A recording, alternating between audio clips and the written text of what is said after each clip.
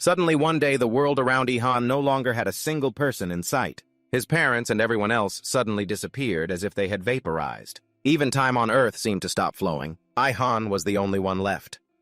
Just when he thought he would live alone for the rest of his life, suddenly a deity appeared. She explained that it was because Earth had reached its experience threshold. From now on, all living beings would be able to use mana. That means the Akasa Chronicles have been activated and Earth will soon be flooded with monsters. Unfortunately, while everyone else was sent to the other world for training, he was left behind. This was a mistake, and she was the solution to that mistake. Now Ihan would have to live and train alone with a strange deity. Someone he would never guess would have such a huge impact on his life. No more words.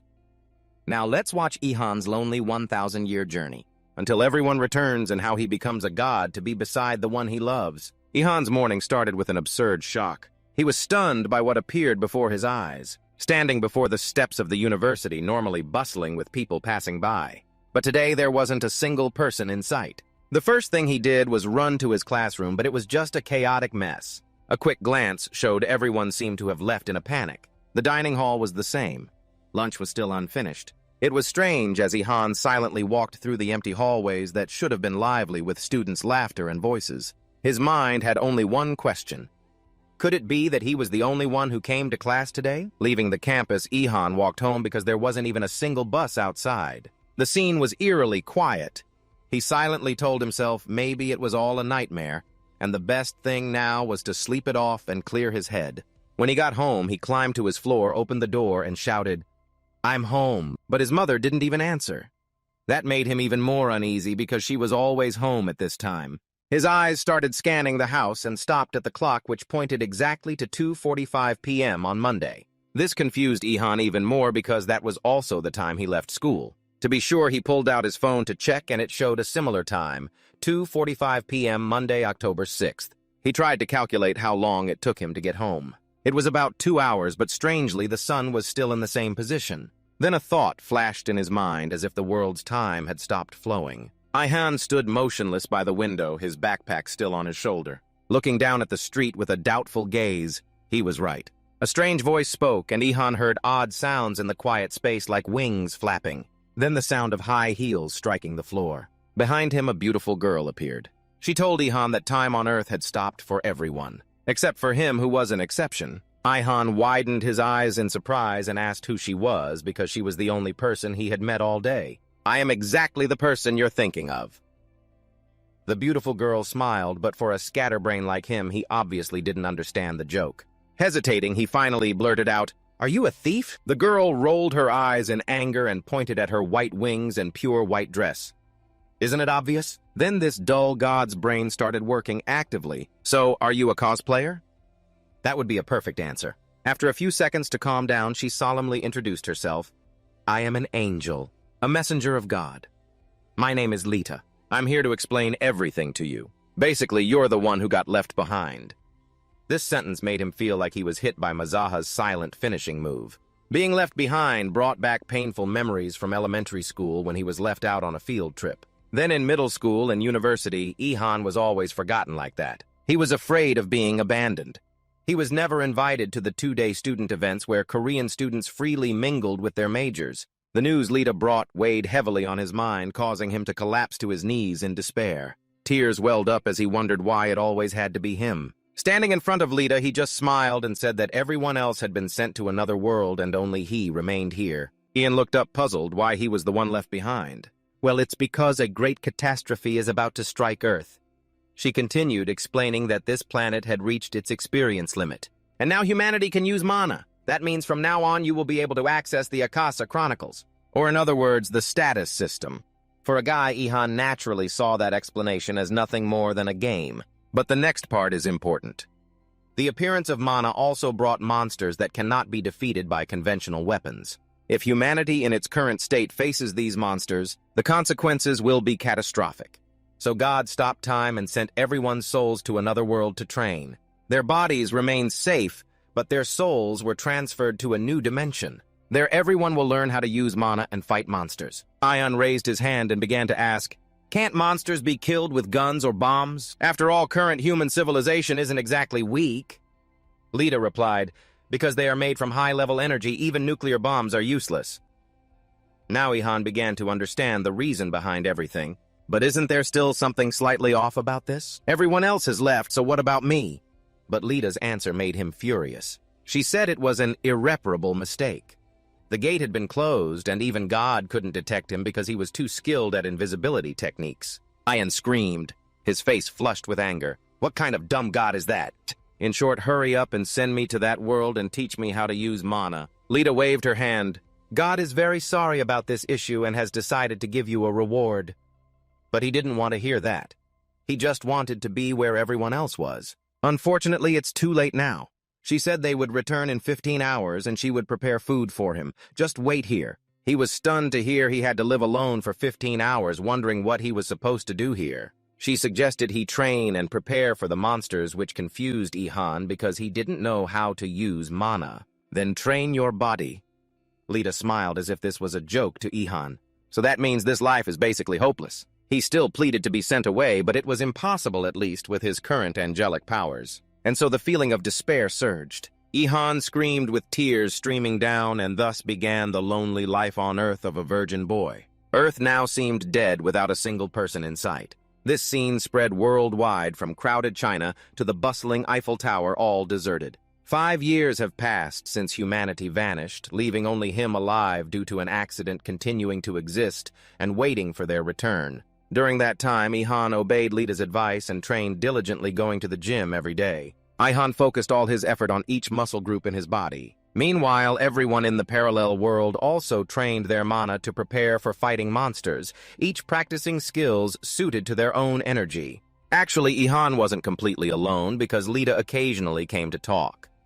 She observed him closely and asked if he wasn't bored doing the same thing for 5 years. What other choice do I have? Ihan snapped irritably. Do I have a choice? Lita kept staring at the solid biceps before her, thinking this guy was really persistent, even surpassing the limits of a normal human, which made sense since she had known from the start only he could escape God's sight. Hearing that, Ihan angrily muttered as if it were all his fault, even though it was actually the guy upstairs who was to blame. Fortunately, Lita was a gentle angel who didn't take much notice of his attitude. Throughout that time, she visited him once a week, helping Ihan not to sink completely into loneliness. Lita didn't just visit Ihan. She also took care of him and cooked his meals every morning, noon, and night.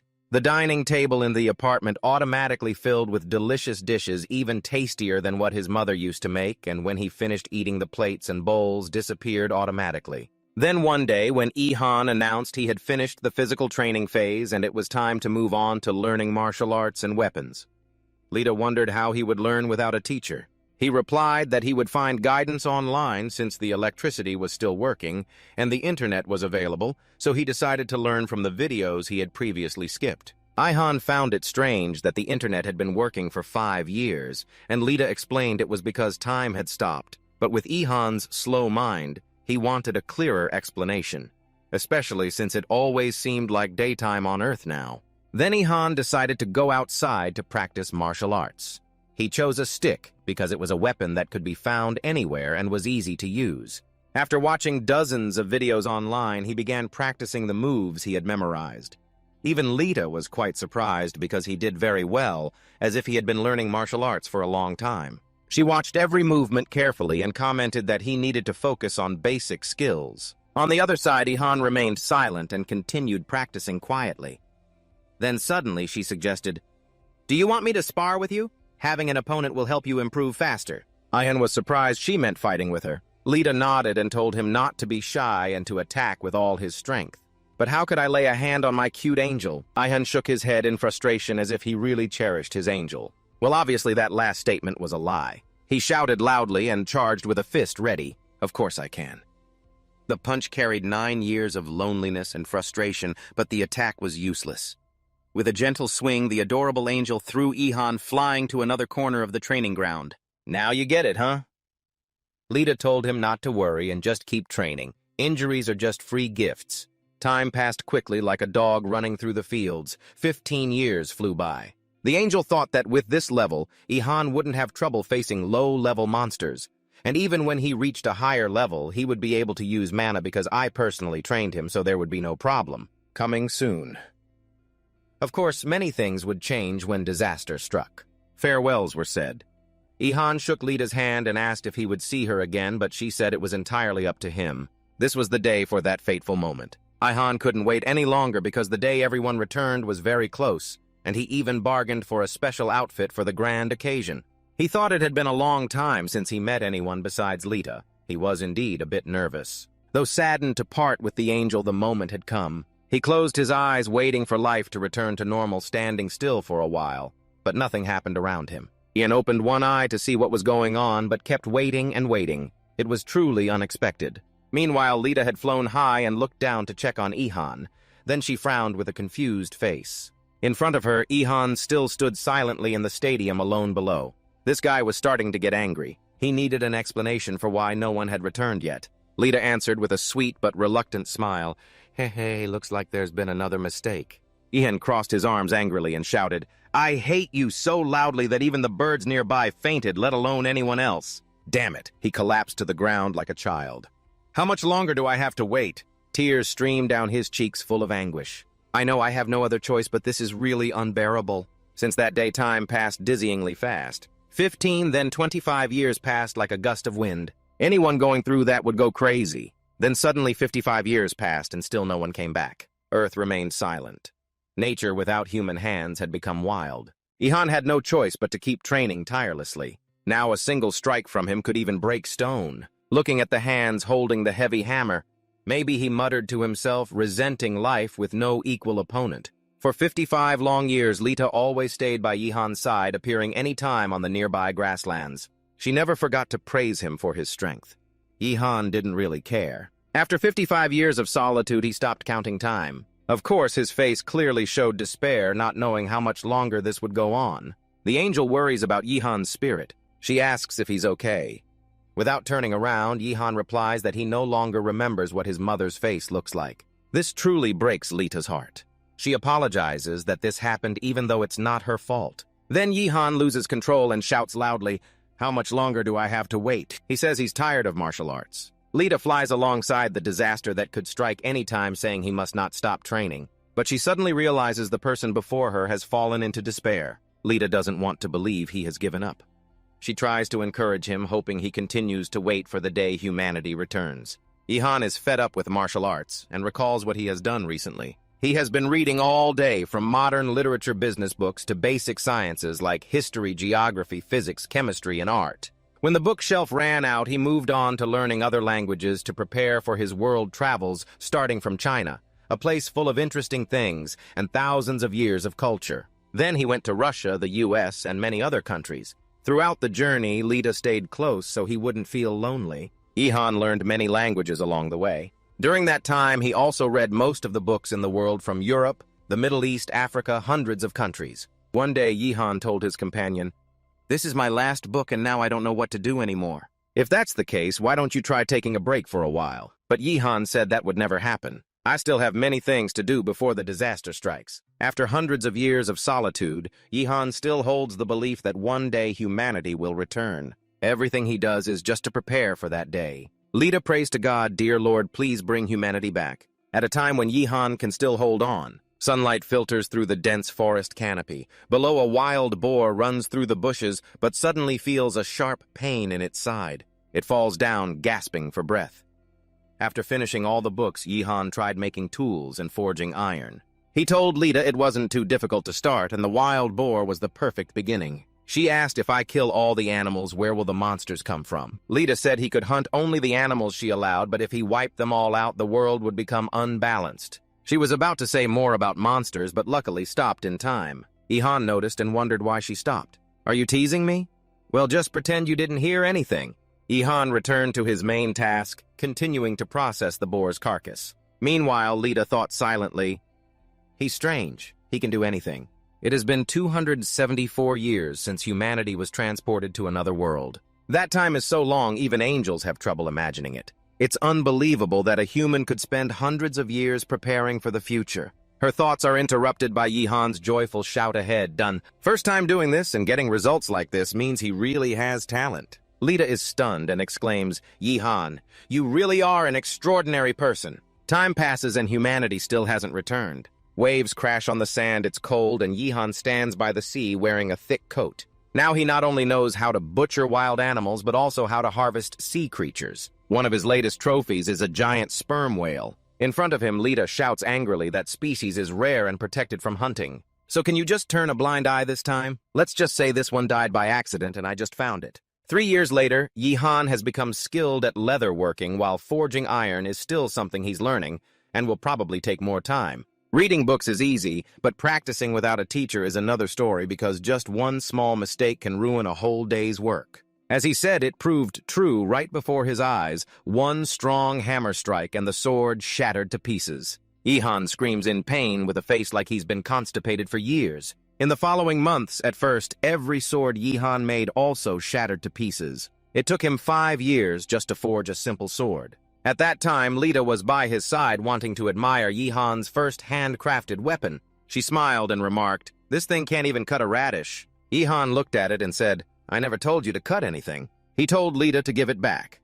But the angel stubbornly refused, wanting to keep the sword as a memento. She said, "God sent me to help you, so consider this your reward." Lita held the trophy close to her heart with affection, genuinely admiring Yi-Han's talent. Over time, Yi-Han tried crafting all kinds of weapons: long swords, spears, axes, hammers, and countless others. Another 55 years passed in silence as he devoted himself to this work. Yi-Han's patience knew no bounds. Whatever the task, he repeated it until he achieved the desired result. After hundreds of years of hammering, he finally became a true blacksmith and succeeded in forging a perfect spear after exactly 100 years of effort. Lita marveled, "Your perseverance is truly amazing. This is the most wonderful spear I have ever seen. But when magic appears, there will be materials even stronger than steel." She added, "Then I will make a new one." Yi-Han replied as if it was no big deal, making Lita very happy because he never gave up. After the forging and meat processing phases, Yi-Han returned to martial arts training,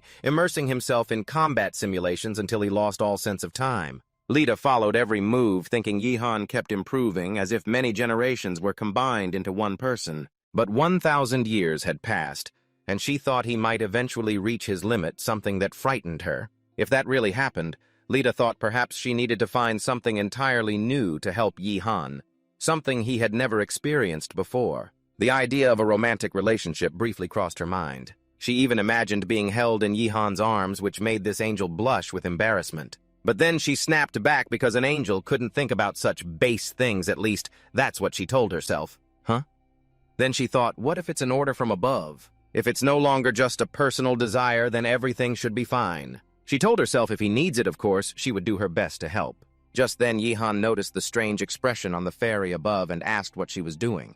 Hovering in mid-air, she decided to pretend nothing was wrong, quickly appearing below and asking, "Do you have something to ask?" By chance, they stood so close they could feel each other's breath. Yi-Han was about to say something but hesitated, while Lita worriedly wondered, has he realized? But actually, Yi-Han only noticed Lita's sword beginning to glow blue. Lita stared in shock at her weapon, not understanding what was happening. Suddenly, the sword stirred as if it had a soul, flying out of its sheath and hovering in mid-air, astonishing them both. Lita couldn't believe her eyes. She had never seen anything like this. It took her a moment to realize it was Yi-Han's very first sword. She couldn't lose it, so she spread her wings and soared into the sky, chasing after it. Yi-Han tried to stop her, but Lita didn't respond. Suddenly, Yi-Han felt a change around him, looked down at his hands, and saw he was wearing the old clothes from when time first stopped.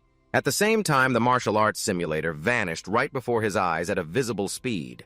Yi-Han immediately realized everything was returning to its original state. Above, Lita continuously begged God not to take the sword away. She only looked away from it for a second to glance down, and was stunned to realize it seemed a disaster was beginning. Meanwhile, Yi-Han suddenly lost balance and was lifted off the ground. He couldn't believe he was flying. Lita shouted, "Yi-Han, wait, it can't be like this!" She thought everything was happening too fast. They hadn't even said goodbye. But what warmed the angel's heart was that Yi-Han's first sword was still in her hands. After so much time together, she had truly grown attached to Yi-Han, even though she didn't know if they would ever meet again. Lita was an angel, but also a girl who had fallen in love with the person she was sent to help. Standing in the middle of the street, she shouted, "We have never kissed before." Meanwhile, Yi-Han watched his companion walk away, wondering if this was truly their farewell. They had been together for so long, yet now there wasn't even a final hug. This breakup was too sudden.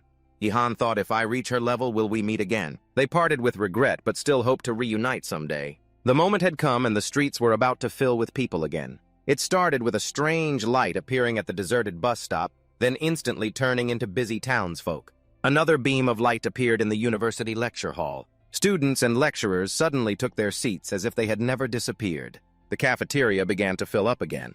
Everyone looked at each other in surprise. The university campus was crowded once more, just like hundreds of years ago. Ihan stood in the schoolyard, closing his eyes. He couldn't believe this day had come. He was no longer alone. When he opened his eyes, the first thing he saw was a personal info screen right in front of him.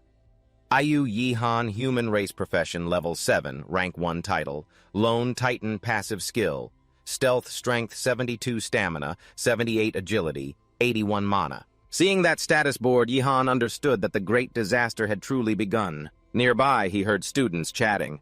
Wow, you can open the status board here too. It's only been 10 years and Yihan is still around. For humanity over there, it's really just 10 years. Am I the only one who lived through an entire millennium? The young people were disappointed that their powers from the parallel world had been erased. Everything had returned to its original state. Yihan couldn't believe his ears, silently listening to the conversations. He also felt strange being surrounded by people again, having grown so used to solitude. Another very strange thing was that no one seemed to notice Yihan, as if he were invisible. Then he looked back at his own status board. The active skill Stealth was at max level and could evolve, requiring evolution materials. Note the passive skill cannot be turned off. Yihan didn't understand why he couldn't control this skill. He began to panic, wanting to turn it off so everyone would focus on him, but he couldn't. He held his head. Could it be that his fate was to be lonely forever? After waiting for centuries, it all seemed meaningless. Born lonely, dying lonely. After calming down, he decided to just let it be and go home. Passing a group of chatting students, Yihan's heart sank. But still, seeing the bustling crowds after so long living alone with himself was wonderful. Time finally started moving again.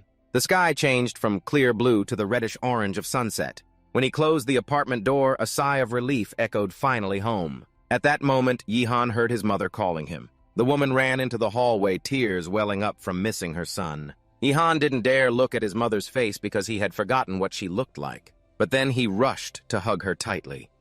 All memories flooded back in that moment, embracing his beloved mother after 1,000 years apart. The sunset light pouring through the window also softened his heart. Finally, after 1,000 years of waiting, he reunited with those he had always longed for. The smell of dinner rose from the kitchen, sizzling sounds coming from the pan. His father sat at this table holding a newspaper. Everything seemed unchanged. He said there was still no news from Haisa. His wife was surprised. "You're in Haisa while I'm here with the neighbors." Of course, Yihan knew that some things had changed compared to 1,000 years ago. His father said Haisa was perfect, but he had never found any special qualities. His mother said she couldn't learn to control mana and that it was really difficult. At first, Yihan thought he wouldn't get a chance to say a word, until his mother kept asking where he had been. He decided it was best not to tell his parents he had been left underground. That would only worry them unnecessarily. He lied that he had been in an unnamed, unknown town. What surprised my mother quite a bit. But luckily, the story took a different turn, when my father agreed with my mother that controlling mana is truly a very difficult task.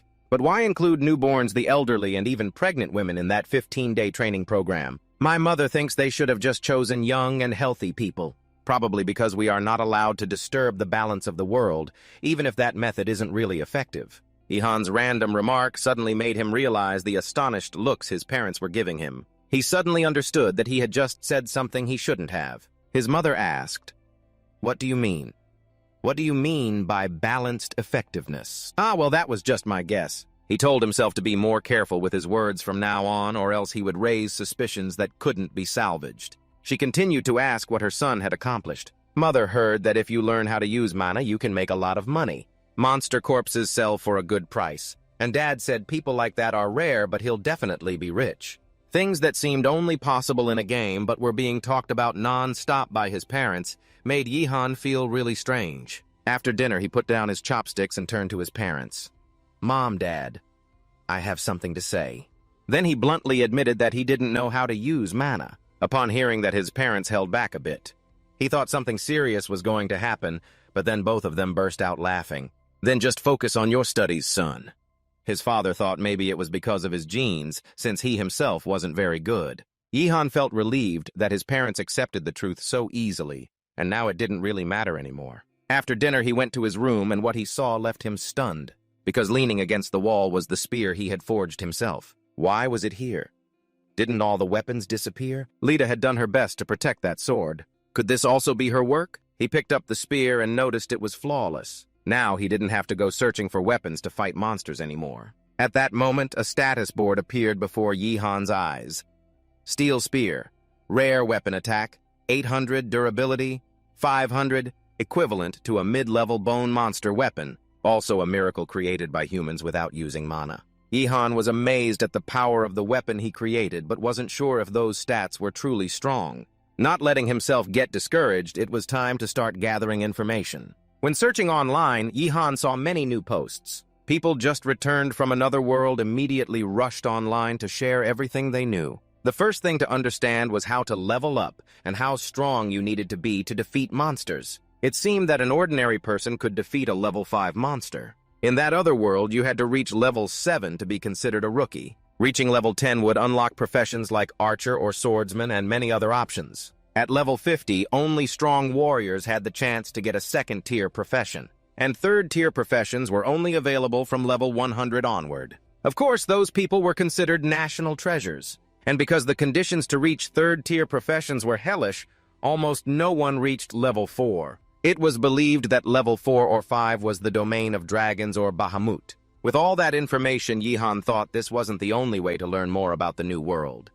He should also ask around at the university. Looking out the window, he tried to remember how many years it had been since he last went to school. Strangely, not much had changed compared to the original world. Suddenly, Yi-Han realized he missed Lita a lot. Just as that thought ended, he heard a voice. It said she would be happy to hear him say that. Yi-Han jumped and looked around, trying to identify who had just spoken. The voice continued, "I was sent by the heavens to help you learn how to control mana." Yi-Han angrily shouted because someone had intruded into his life. But then he saw the person who had appeared, and that image left him speechless. The person replied that he was not an intruder. This time it was another angel visiting him. She introduced herself. "My name is ETA.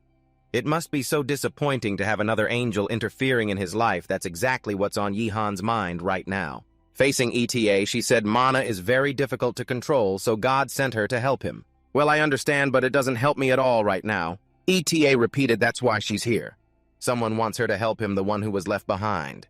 Her words surprised Yi-Han quite a bit. She explained that Lita requested an angel be sent to help Yi-Han control mana as quickly as possible. Ian realized she still hadn't forgotten him. But then he wondered why Lita didn't come herself and why it had to be her. The angel said the administration was worried about the overly close relationship between a high-ranking angel and a human, so they sent another angel. Yi-Han nodded, thinking that just seeing her again once more would be enough. Ita said he wasn't like what Lita had described. Then suddenly her eyes glowed blue as she scanned Yi-Han's entire body, amazed by his physique and appearance. ETA, with a grim face, thought maybe Yi-Han didn't need an angel's help because he could take down low-level monsters bare-handed. She recalled Lita's words when her friend cried and said that Yi-Han needed care. He had been lonely for 1,000 years. He was the only one who couldn't use mana. Didn't she feel sorry? At that moment, her face looked exactly like a kitten begging for food. Given the current situation, it's quite sure she was just pretending to be an innocent angel. Anyway, everything was out in the open. ETA sighed, accepting that she couldn't refuse the mission assigned to her. She told Yi-Han he had trained his body very well, and now she would teach him how to use mana. Hearing that, Yi-Han was surprised and asked because he was still unclear about where to start. ETA flew up and stood on top of Yi-Han's head, saying she just needed to be near him to activate. "Because I am a supreme being, all your mana-related stats will increase tenfold just by my presence." Before even spending 1,000 years beside Lita, didn't bring any result, because that great disaster hadn't happened yet. Holding the computer in her hand, she estimated this process would take about a year. Yi-Han got annoyed because the angel kept sitting on his head. Did she plan to sit there the whole year? Of course not. I was granted invisibility before by a low-level creature, so don't worry. But what bothered him more was how could he bathe with someone following him like this? What kind of private life is that? Even when he went to the bathroom, ETA didn't give him any privacy. Especially with ETA's constant presence, he couldn't even access his own treasure vault too. It was tough, but that girl didn't even care about the physiology of low-level creatures. In short, just be comfortable as if you're alone. Ian was stunned. Turns out she could read his thoughts. She was indifferent whether you jump around like an idiot or play games, I don't care. But wait, what did you just say? How do you know about that? The angel replied that supreme beings aren't interested in human entertainment. But Ihan didn't believe her because she was smiling.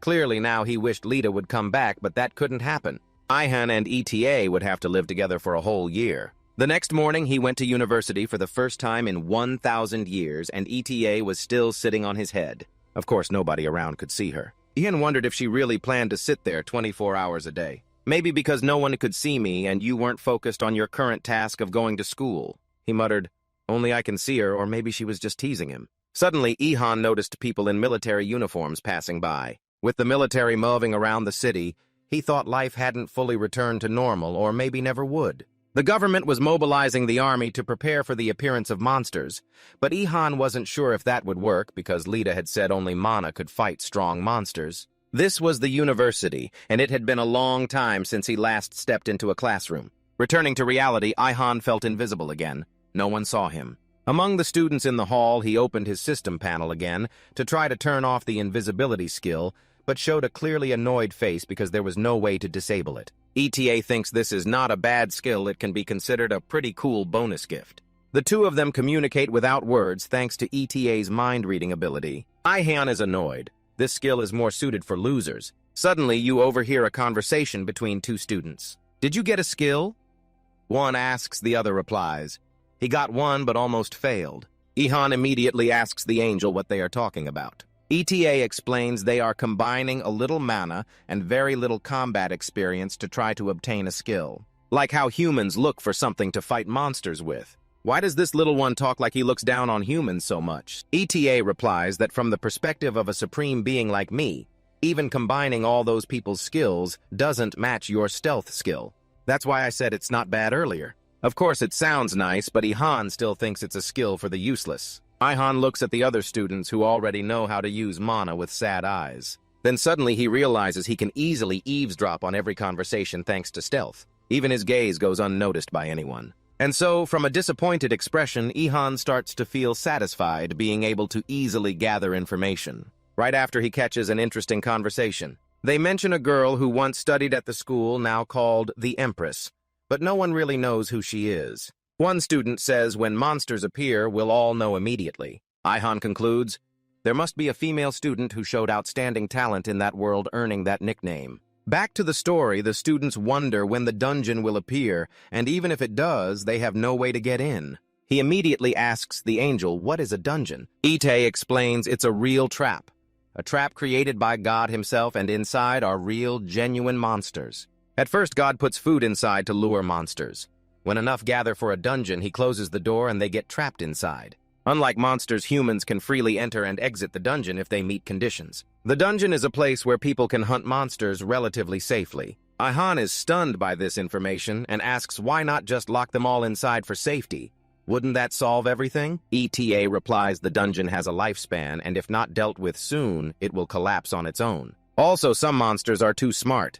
They won't fall into traps or can break them, even set traps to catch humans. That's why ETA advises you to always stay alert. Just then, the lecturer enters the classroom and the whole room immediately falls silent. The teacher goes to the podium, starts roll call, then gives a long lecture unrelated to the course content. He says we have to adapt to the changed world.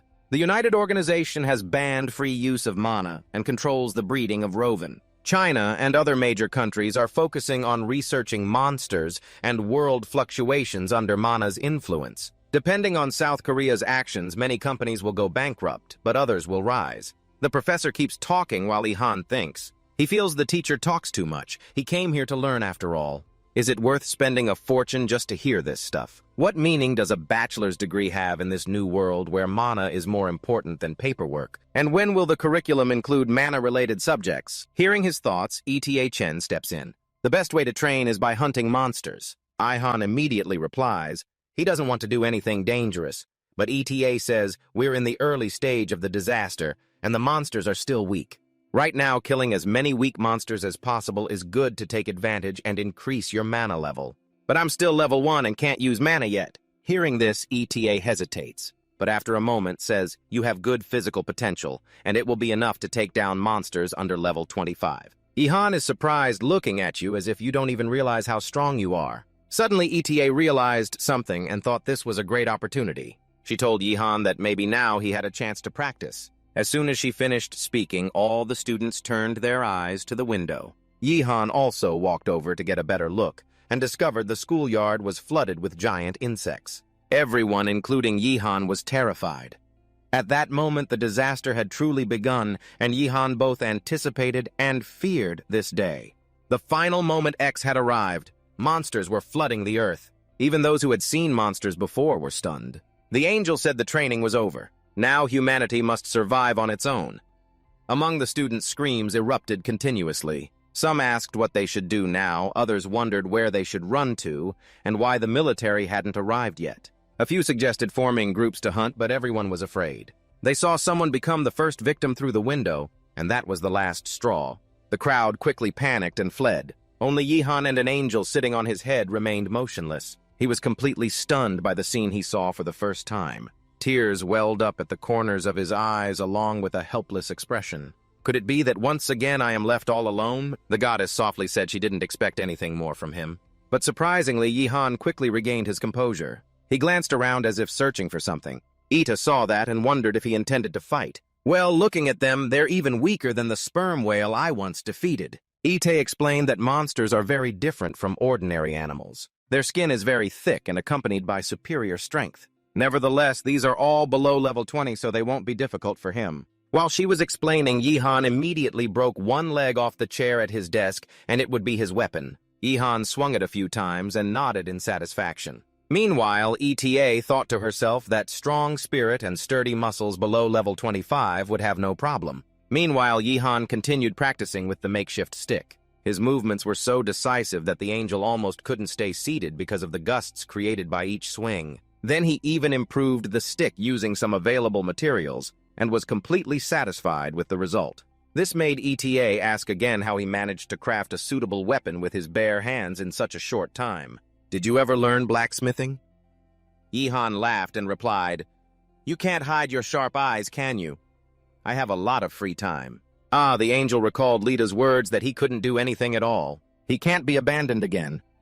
To be precise, what is happening is completely the opposite of what was heard right. Holding the wooden stick, Yihan only regretted one thing, that he should have brought a spear. Yihan asked ETA if his camouflage skill would stop working once he started attracting attention. If so, I want to conceal my identity somehow, and it seems a mask would be enough. Meanwhile, outside the university campus, the monsters were destroying everything around. The statue of the professor was quickly chopped in half by creatures that looked like giant mantises but much bigger and stronger. Yihan didn't hesitate anymore. He immediately rushed outside to hunt and attack the first monster. Wearing a mask on his face, holding 4 handmade wooden spears, he charged like a true superhero. His attack was extremely precise. The jump directly struck the monster's neck, knocking it to the ground. After the first kill, the status board quickly appeared. Yihan gained 800 experience points and leveled up 3 times. Stamina and mana increased by 2, strength and agility each increased by 3. In addition, Tai Chi Quan reached the maximum level. Yihan couldn't believe it. This was the feeling of leveling up, and he was pleased with his first achievement. It is known that level is the recording system of the Akasa Chronicles, where you can become stronger every time you defeat a monster. When you take the opponent's life, you not only get experience points and a record in the chronicle, but also gain their future potential. Yihan quickly realized that his mana had increased a bit, and that made him extremely excited. ETA next to him spoke up with an unstoppable attitude. "Do you enjoy violence?" Yihan nodded. "One day you'll feel this from me, too." Right after Yihan realized he was surrounded by another group of monsters. They were flies. Without hesitation, he picked up another spear and declared he had no skill fighting enemies in groups. ETA advised him to rely on reflexes and everything would work out. With no other choice, he charged into battle, facing a storm of bugs rushing in, slicing through the insect's protective armor with one strike. After the next victory, the system notified him of gaining 700 experience points. The spear method had reached max level and could evolve if materials were available. Received a level 11 Big Fly entry. Added 850 experience points to level 4. Strength, agility, stamina, and mana all increased by 1. ETA shouted a warning, telling him not to be careless. Attack from above. Yihan looked up to see a swarm of flying insects rushing at him. With no time to think, Yihan reacted like lightning, taking down another monster. gained 400 experience points and a level 7 big mosquito entry. But at that moment, another appeared behind him. This time, the mosquito cornered Ihan with no escape route. Its giant proboscis aimed straight at his chest. But surprisingly, instead of piercing through, its proboscis bent as if striking stainless steel. Next, ETA was also surprised to see his body was trained enough to resist even the mosquito's sting. Ihan quickly fought back, handling the threat with everything he had. Ita believed Ihan had surpassed human physical limits. After killing the monster, Ihan continued his first hunt. Time after each monster defeated, the system sent experience increase notifications. Suddenly, a giant praying mantis appeared right in front of him. Its cutting blade struck at a lightning speed, and Ihan barely dodged sideways, easily killing an unlucky ant that was slashed away by the mantis's claw. At the same time, ETA warned that more monsters were approaching. Just as the words ended, Ihan was surrounded by all kinds of insects. He suddenly thought if he were a girl, just looking at this would be enough to faint for life. "If you're tough, come all at me." Two crossed swords with the motto, "Your dad is insecticide" here. He soared up expertly, swinging two spears, scattering the monsters rushing in. The system didn't even have time to update experience before Ihan leveled up to 6. Suddenly, something strange happened, like a streak of light shot down behind him. Someone invisible was helping him kill monsters, helping him survive. Ihan's eyes darted like Zhang Lok under his mask, searching for the source of that power, and saw a girl with strong mana standing behind him. She wore ordinary student clothes, but had a strange jewel on her forehead. Ian guessed she was a mage, but ETA reminded him not to get distracted because there were still many monsters to kill. Recently, the strange girl kept casting lightning strikes directly at the surrounding monsters, easily killing low-level monsters in the blink of an eye. Ita said she must have an enormous mana stat. Otherwise, she wouldn't be able to continuously cast so many lightning strikes. Maybe she was leveling up just like him. Ian thought silently. Soon, the two of them had defeated the last monster. Ian gained another 1/250 experience points and leveled up to 7. Nearby, the surrounding students had been watching the battle with their mouths open, amazed at how amazing these fighters were. Ihan could finally breathe easy. He had just wiped out a bunch of low-level monsters, making an impressive debut. Just then, a troop rushed onto the school grounds. A soldier shouted, "Sorry, our vehicle can't get up here." But immediately after, the team commander stood frozen, unable to believe his eyes, because they had nothing left to do. The army had just received information about insect monsters appearing. But what had happened here was beyond their understanding. Meanwhile, Ihan was inspecting the monster corpses, hoping to find something like the Soul Stone from the legends in those comics and fanfics I read. ETA, seeing that, asked curiously, "Do you know how to dissect corpses? If you can, you might be able to find a magic stone inside." This information made Ihan particularly interested. The angel added, "It's located in the hardest part of the skeleton where mana accumulates. I'll show you exactly where." Ihan continued to follow her instructions while the army was stunned by his dissection skills and combat abilities. The girl who had fought alongside him just smiled without saying a word. She stood behind the group as if she were just a side character in a novel. Meanwhile, with ETA's guidance, Ihan managed to get the first magic stone and learned that it was the basic material for crafting all items. After a while, Ihan noticed an unusual sound. He looked around and froze. A crowd of students surrounded him, all raising their phones to record. The one who was always forgotten suddenly became the center of attention for the first time. Ihan's current feeling was truly indescribable. Suddenly, the sorceress girl stepped close as if she wanted to say something. Hesitating for a moment, she tucked her hair back and asked if he could help her dissect a corpse. "This is the first time you and the queen have met." Ian was speechless with an empty mind, but quickly calmed down and asked, "How much will I be paid if I help you?" She replied, 30% is your share. Of course, Ihan agreed immediately without hesitation and got to work. The students started whispering, "Is that really the queen? How did she get so strong in just one day?" Some even warned not to get close because she can shoot lightning, but many guys were eager to get hit by her lightning too. Seriously hopeless. While dissecting the monster, Han realized she was the girl from the rumors, truly powerful. Suddenly, he overheard a conversation. "Who is that guy? They say rays of light come from his palm." The students speculated that he used a light sword to kill the monster. Actually, he wished he could do that, but unfortunately it was just a rumor. ETA asked how he felt. "Looks like that invisibility skill is good enough so no one remembers what you did here." That made Han feel a bit down. He started focusing more on dissecting the monster, searching for magic stones. Very quickly, he succeeded. The queen was very pleased with the find, a purple-colored stone that looked truly magical. My share is done. Now I should leave this place. He turned to the queen to speak, but the exit was blocked by the army. They said there was something to verify.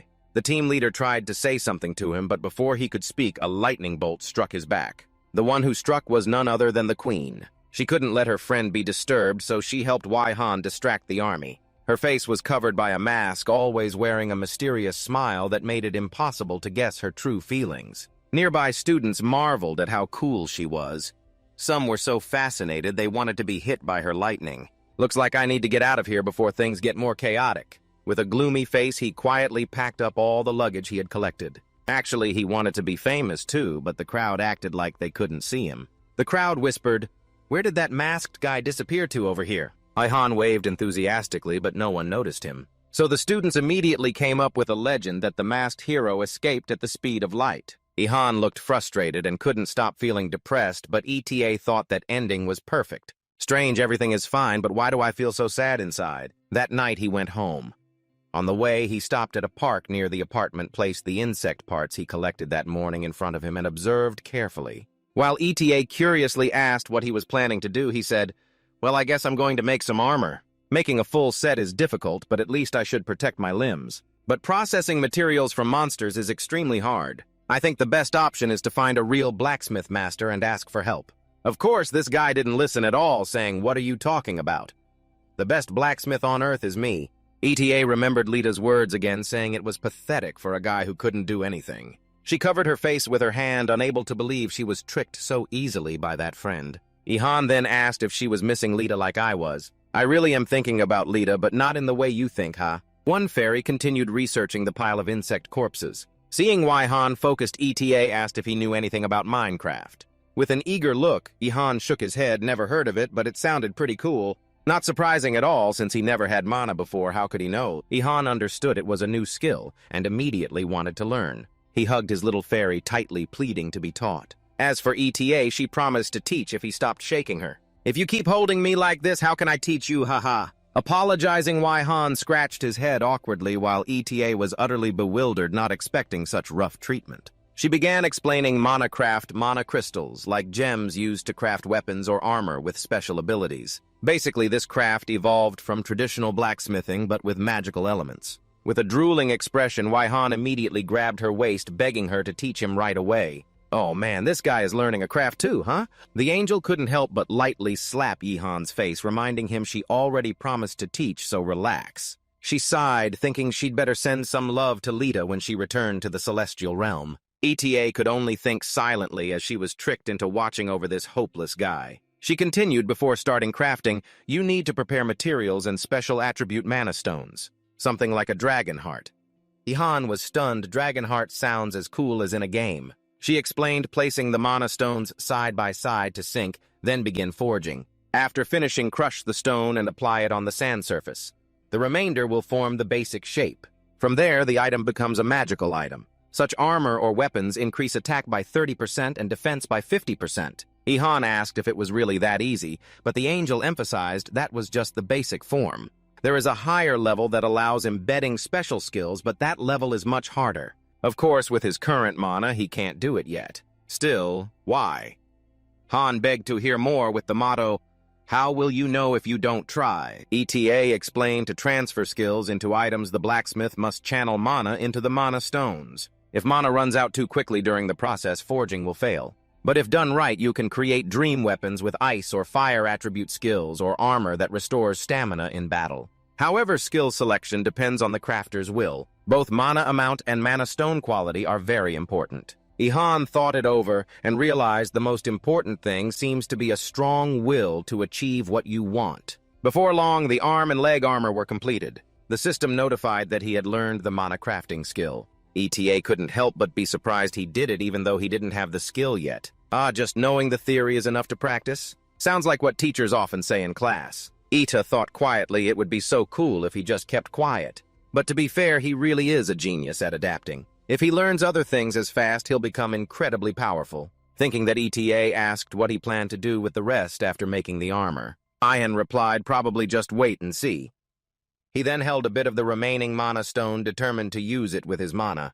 He closed his eyes and began the next process. The remaining mana stone glowed in his hand as Ihan used mana. Truly amazing, ETA was stunned nearby, her eyes clearly showing surprise. Because he was trying to create an advanced form on his very first try, but since he couldn't even control his own mana yet, judging by his tense face, she knew he was struggling badly with this kind of crafting because it was extremely exhausting. Then, just a moment later, a weapon appeared in the air that looked like a scythe, and in Ihan's hand were still pieces of leftover magic stones. During the process of forging the angelic item, he silently thought he couldn't fail at this stage. She looked at Ihan's open palm and knew that was still not enough. Defying the rules, she infused a drop of her mana into him. The remnants of the magic stones immediately transformed into a colorful crystal, a manifestation of energy. Ian looked at his hand in disbelief, his eyes dazed, not comprehending what was happening. A powerful energy swirl surrounded him. The armor he had personally crafted began to transform. Meanwhile, ETA was confused. Has it failed? My mana didn't help at all. But Ihan's face lit up with a smile because he realized everything had succeeded. Ihan received a notification from the crafting skill system. His mana crafting skill had reached level 2. The completed armor quickly wrapped around his arm. Right there on the playground in front of the dormitory, real magic was happening. Ihan decided to test the power of his new invention. The improved mantis scythe easily cut through metal chains. ETA was stunned. She realized he also wanted to attach the mantis skill to the arm armor. Before that thought could develop, Yihan's voice cut in.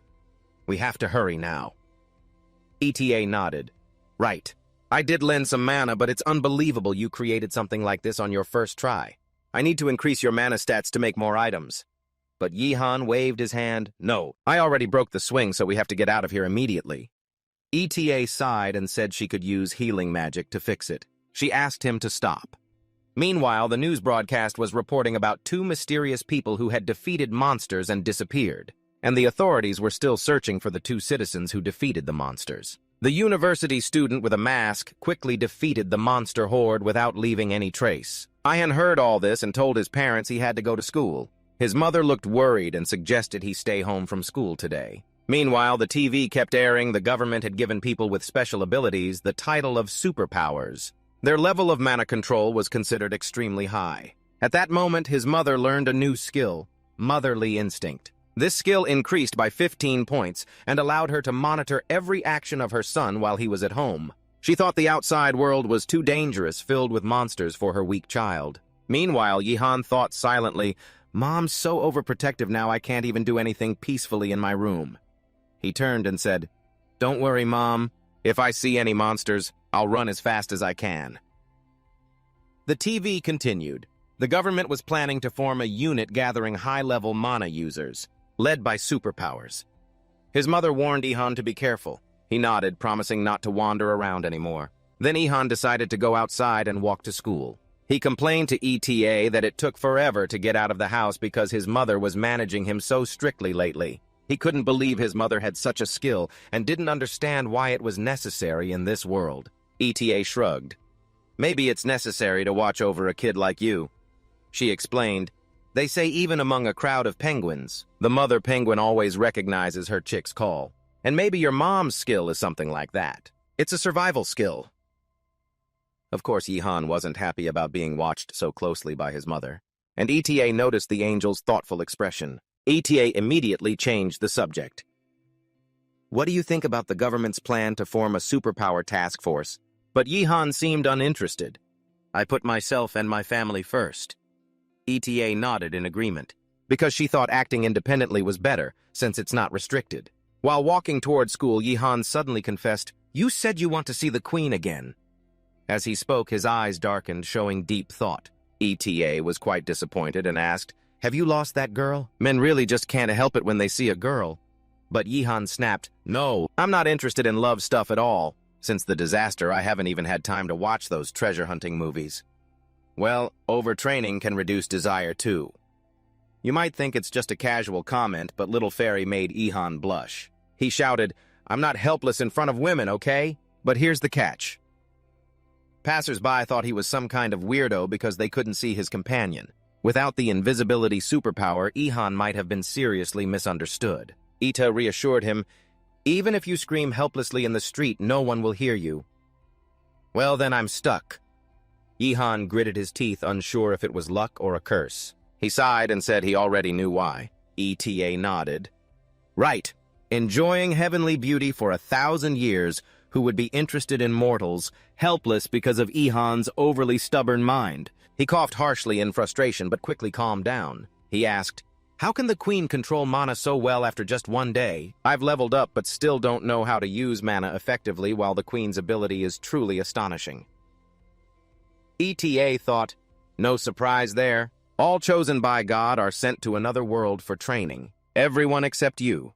Your existence seems hidden from the universe, yet Yihan, you can even defeat monsters bare-handed. Actually, you're even more special than all the others. Suddenly, the angel fell silent mid-sentence, as if sensing something.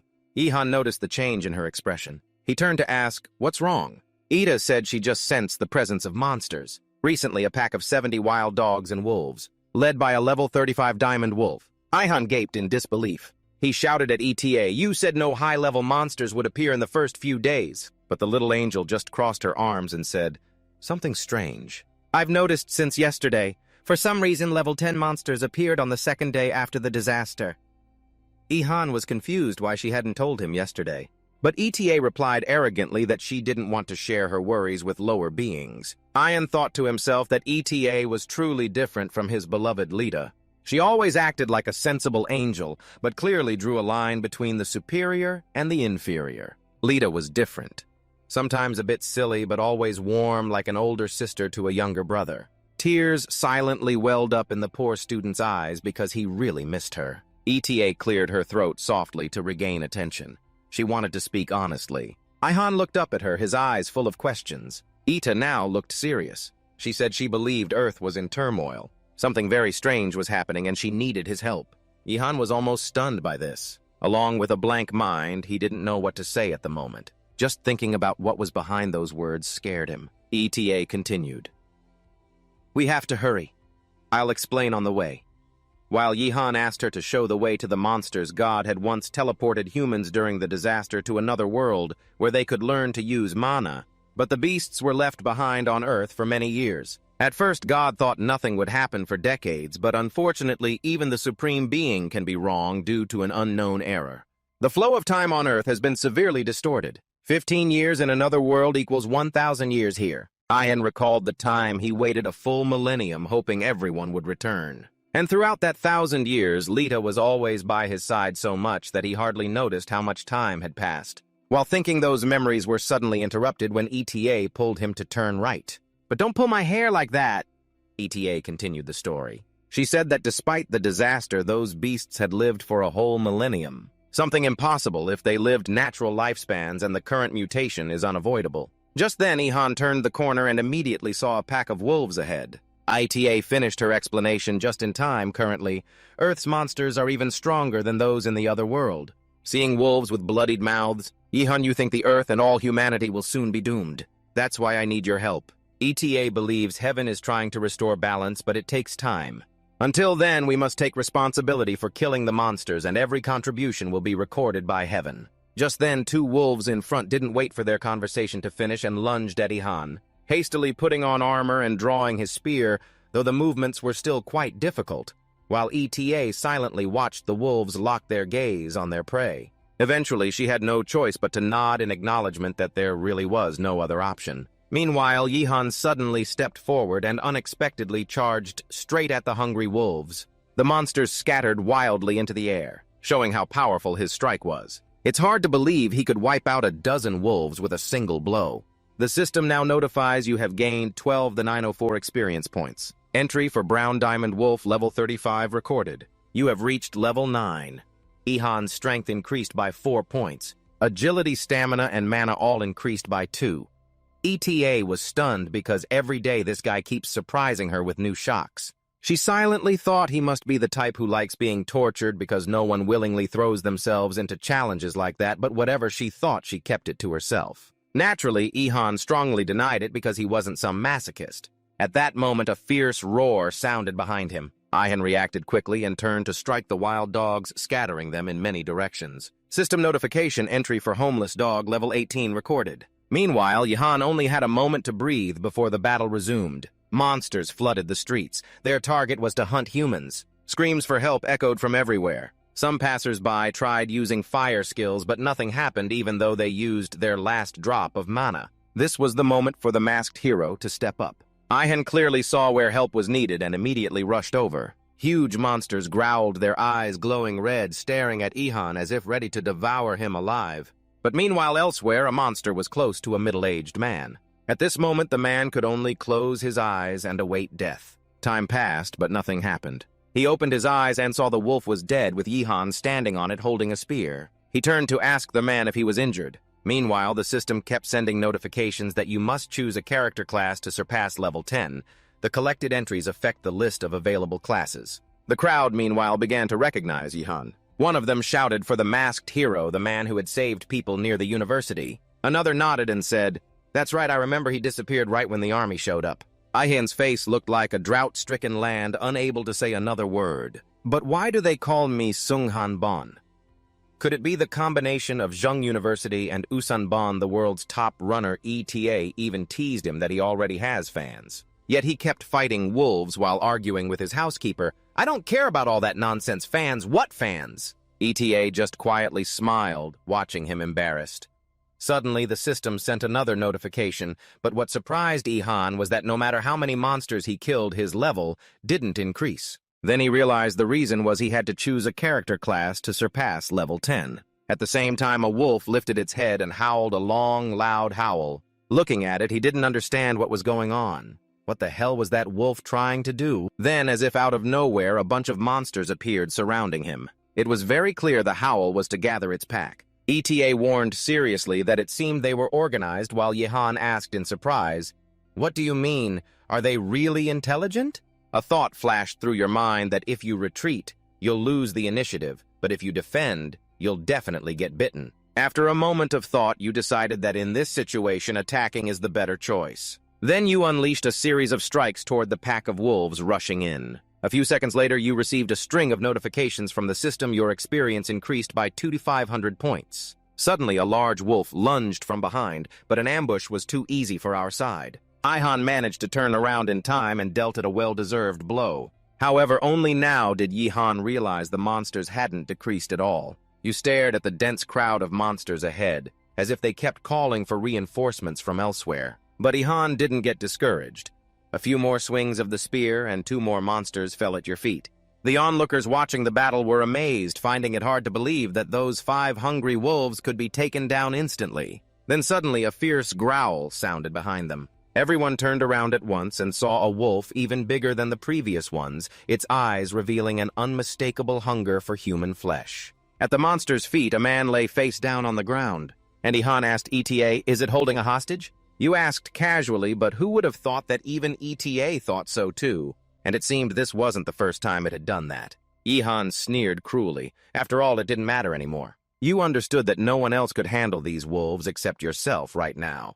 The hostage was terrified out of his mind. He kept screaming for help, while the crowd shouted, phones flashing, taking pictures aimed at Ihan, wanting to see how Sunbon would handle the monster. ETA reminded your decision will determine whether you are a hero or a villain in everyone's eyes. However, Ihan bluntly said he didn't care about such things and wasn't interested in what others thought of his actions, saying that you rushed forward and attacked the wolf, its head flying off its neck. The hostage was also freed. At the same time, the battle ended as quickly as it began. What? That's how you use your Peter. Immediately, the system notified you received 700 experience points. Data entry level 32. Cunning wolf has been collected. Nearby, after their leader died, the remaining wolves were no longer as enthusiastic, but of course they still growled threateningly. "If anyone is in danger, I will definitely save them." Ihan turned to everyone and said, "Still, I'm not omnipotent, and I don't think of myself as a hero." Looking at the approaching wolves, you didn't even understand why you said that. At this moment, after analyzing the situation, Ihan concluded the wolves were preparing to attack all at once, because they thought you had lost your weapon. You cracked your fingers lazily, ready to deal with the remaining monsters. A giant wolf charged forward, opening its mouth as if to swallow you whole, but it seemed to have made a big mistake. I'll show you what's the result of 15 years of martial arts training looks like. With a casual swing of your hand, the wolf's teeth were knocked askew. The scene made you suddenly nostalgic for the familiar image of gentle Lita from the past. Ready in stance, you prepared to face any monster daring enough to rush at you. Nearby, ETA looked at Ihan, thinking to herself that he wasn't the kind of person willing to sacrifice himself to save others because he always made decisions quickly and more rationally than others, so his effectiveness was usually higher. Really have to thank Lita. She raised a very impressive monster. She marveled at Ihan's fighting skills and realized it was all because of his own training. Each strike targeted the opponent's weak spots directly and took them down quickly. The crowd kept murmuring, "So strong, it's unbelievable. Come on, Sunbon." Meanwhile, the wolves wailed with every affectionate swipe Ihan gave them. At this moment, when the horde of monsters lay at his feet, he finally breathed a sigh of relief. He couldn't believe the battle was over, but in that very second, another surprise awaited him. A soldier with a rifle aimed straight at Ihan's head ordered, "Stay still, don't move." This situation stunned Ihan. Turning around, he saw himself surrounded by a military battalion. Numerous gun barrels aimed at him. The angry crowd shouted, "What the hell are you doing with Sunbon? He just saved everyone from those monsters." The unit commander, a female soldier, was also flustered by the gossip. She couldn't believe what she heard. Is it really possible for one person to kill that many wolves? A few minutes later, the scene was sealed off with emergency yellow tape. The commander bowed her head, apologizing to Sunbon. "Please understand this was just a misunderstanding. We truly didn't intend to shoot, just feared more monsters might appear." Thankfully, everything ended well. She continued pointing as if her mouth couldn't catch up. "Do you know there's a whole military unit looking for you? We really want you." But before she finished, a subordinate interrupted, "Lieutenant, you should look ahead when speaking." At that moment, no one could see Ihan anymore. The commander stomped and shouted, "Just as rumored, he runs too fast." But actually, Ihan was still nearby. His stealth technique was so perfect it was like they couldn't see him. Continuing his work, he drew his spear and stabbed a wolf's corpse, thinking he should have brought a knife to skin it. But that would mean first finding a place to sharpen it. "Still here after the hunt," the female commander now called out. After a brief search, she found Ihan and shouted loudly. She wondered, "Are you avoiding the military or this country because you're dissatisfied?" But Ihan's shake of the head alarmed her. "He said I even cheered for South Korea at the Olympics and the World Cup. If so, then cooperate with us." But in front of her, Ihan firmly refused again. This plunged the lieutenant deep into disappointment. She was saddened by the refusal, wanting to know why, but he just placed his hand on the wolf's wound, thinking silently that if he agreed, he'd be buried in endless questions and missions, even ETA. Hearing those thoughts, quietly agreed. "Hey, ETA, are you reading my mind again? But isn't your thinking all written on your face anyway? Guessing a low-level creature's thoughts isn't hard." Throughout, the female commander stared at him intently. She must have been very puzzled seeing him talk to himself like a crazy guy. But to be fair, ETA completely agreed with Ihan's decision. Better not cooperate with the military or government. Because even if they all gather, they're not true warriors like you. Acting alone will be much more effective. But there was one urgent thing to resolve. Looking at the number of wolves he had killed, he scratched his head in confusion. "If I have to handle everything alone like this, it's kind of tiring, isn't it?" Time passed again on the street where the monsters appeared. Below, the female commander complained to her subordinates that no one listened to her just because she wore a uniform. "Should I just quit my job?" Just then, Ihan approached, making the lieutenant's expression change completely. She smiled and asked if he had changed his mind and would work with them. But Ihan only asked if they wanted to buy the wolf carcasses. If so, he'd help them butcher them. He thought silently that selling on the spot would be more profitable than carrying them home. The commander didn't understand at first and had to be reminded by a subordinate lieutenant monster carcasses are very valuable. "Yes, we will buy them." She immediately agreed upon hearing the suggestion and didn't forget to ask if he wanted to sell the monostones too. And of course, no way. Looking at the monsters on the ground, the commander wanted to check the quality before buying. She stepped forward and was stunned seeing the bones. Almost everything was intact because he killed each with a single strike. The military had dealt with monsters before, so she knew using guns would ruin the materials and make them useless. Watching Ihan skin the wolf with such skill and speed, she couldn't help but admire him. She took the opportunity to pull out her phone and start recording. She sent the video and immediately called her commander. "Did you see the video I just sent? Sunbon's skills are really as rumored." Lieutenant Han Yorong quickly ordered to bring him here. On the other end, a deafening shout echoed through the neighborhood. "But he said he wasn't interested, sir." However, the lieutenant's answer was ignored by the command, making Yorong break out in a cold sweat. He even told me to go seduce him. If you're getting paid, you have to work. She then approached Wai Han. By now, he had finished all his tasks with his alluring figure, but Wai Han could guess her thoughts done with the work. Now it's time to pay up, right? No other choice. She sighed and said she would report this transaction to her superiors. Meanwhile, Wai Han was satisfied because everything was finally settled. He looked at his palm, happy with the mana stone harvest. Do you think this looks tasty? ETA, it kinda looks like chocolate, doesn't it? The angel shouted a warning. Don't eat them, because if you do, you might go berserk. And if you want the monster's power to take over, go ahead.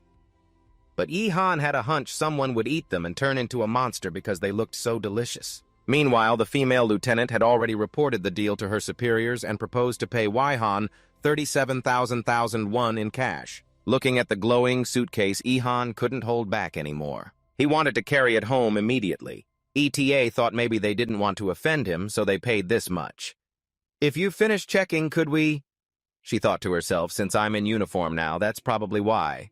But before I was quite bold, too. However, our Sunbon completely ignored the seduction and turned away. You're very nice, but I'm sorry, what I love is money, honey. Faced with this no-win situation, Wai Han had no choice but to use his secret technique. A device appeared in his hand with a red button pressed. Then the next moment after opening his eyes, the hero had vanished without a word. He left just like back in university. Actually, I'm standing right next to them. I just activated stealth mode. ETA asked, did you distract them to activate stealth again? Where did you find that device? That's a secret. The two left while ETA whispered to Wai Han. Maybe more dangerous monsters will appear soon because there's only one day left before heaven starts a thorough inspection. The soldiers kept chattering, where did Sunbon go? After getting a safe distance from the scene, Yi-Han decided to check his recent achievements. Now I need to choose my first character class. After selecting, a list of professions appeared. 1 was copycat, 2 was grappler, 3 was swordsman. The list went on and on, filling a whole page. Notification. Let's put the assassin class aside for now. I already have enough stealth skills. If I stealth any more, I might actually disappear. ETA responded, maybe because you haven't controlled your aura yet, so the invisibility skill is always active. You don't need to use mana for it. Yi-Han was quite hesitant, standing before 23 current class choices. ETA, do you have any advice? ETA was a bit surprised, since it had been a few days since they entered the Akasa Chronicles, and only 23 classes had opened. If they had more time, there would probably be 30 or 40 classes by now. The angel spoke, then fell silent, thinking carefully about what to suggest to Yi-Han.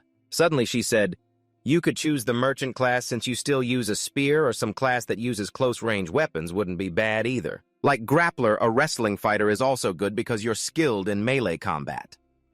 Yi-Han recalled learning those skills because Lita once suggested it. He also remembered the angel praising his fast progress. Back then, she clapped and said, today you lasted 3 whole minutes in the level 6 challenge. Actually, I learned those skills mostly because I kept getting hit by Lita, right? ETA read his thoughts and said being trained by an angel was an extremely rare opportunity, so he's very lucky. But if I were really lucky, I wouldn't have been left alone on Earth. The angel advised him not to worry too much about choosing a class because when leveling up, he would get to pick a second subclass and even a third subclass. She meant not the main class. Wai Han asked again, I searched online but couldn't find anything about subclasses. Don't waste time on that online stuff. There will never be any information about it on the internet.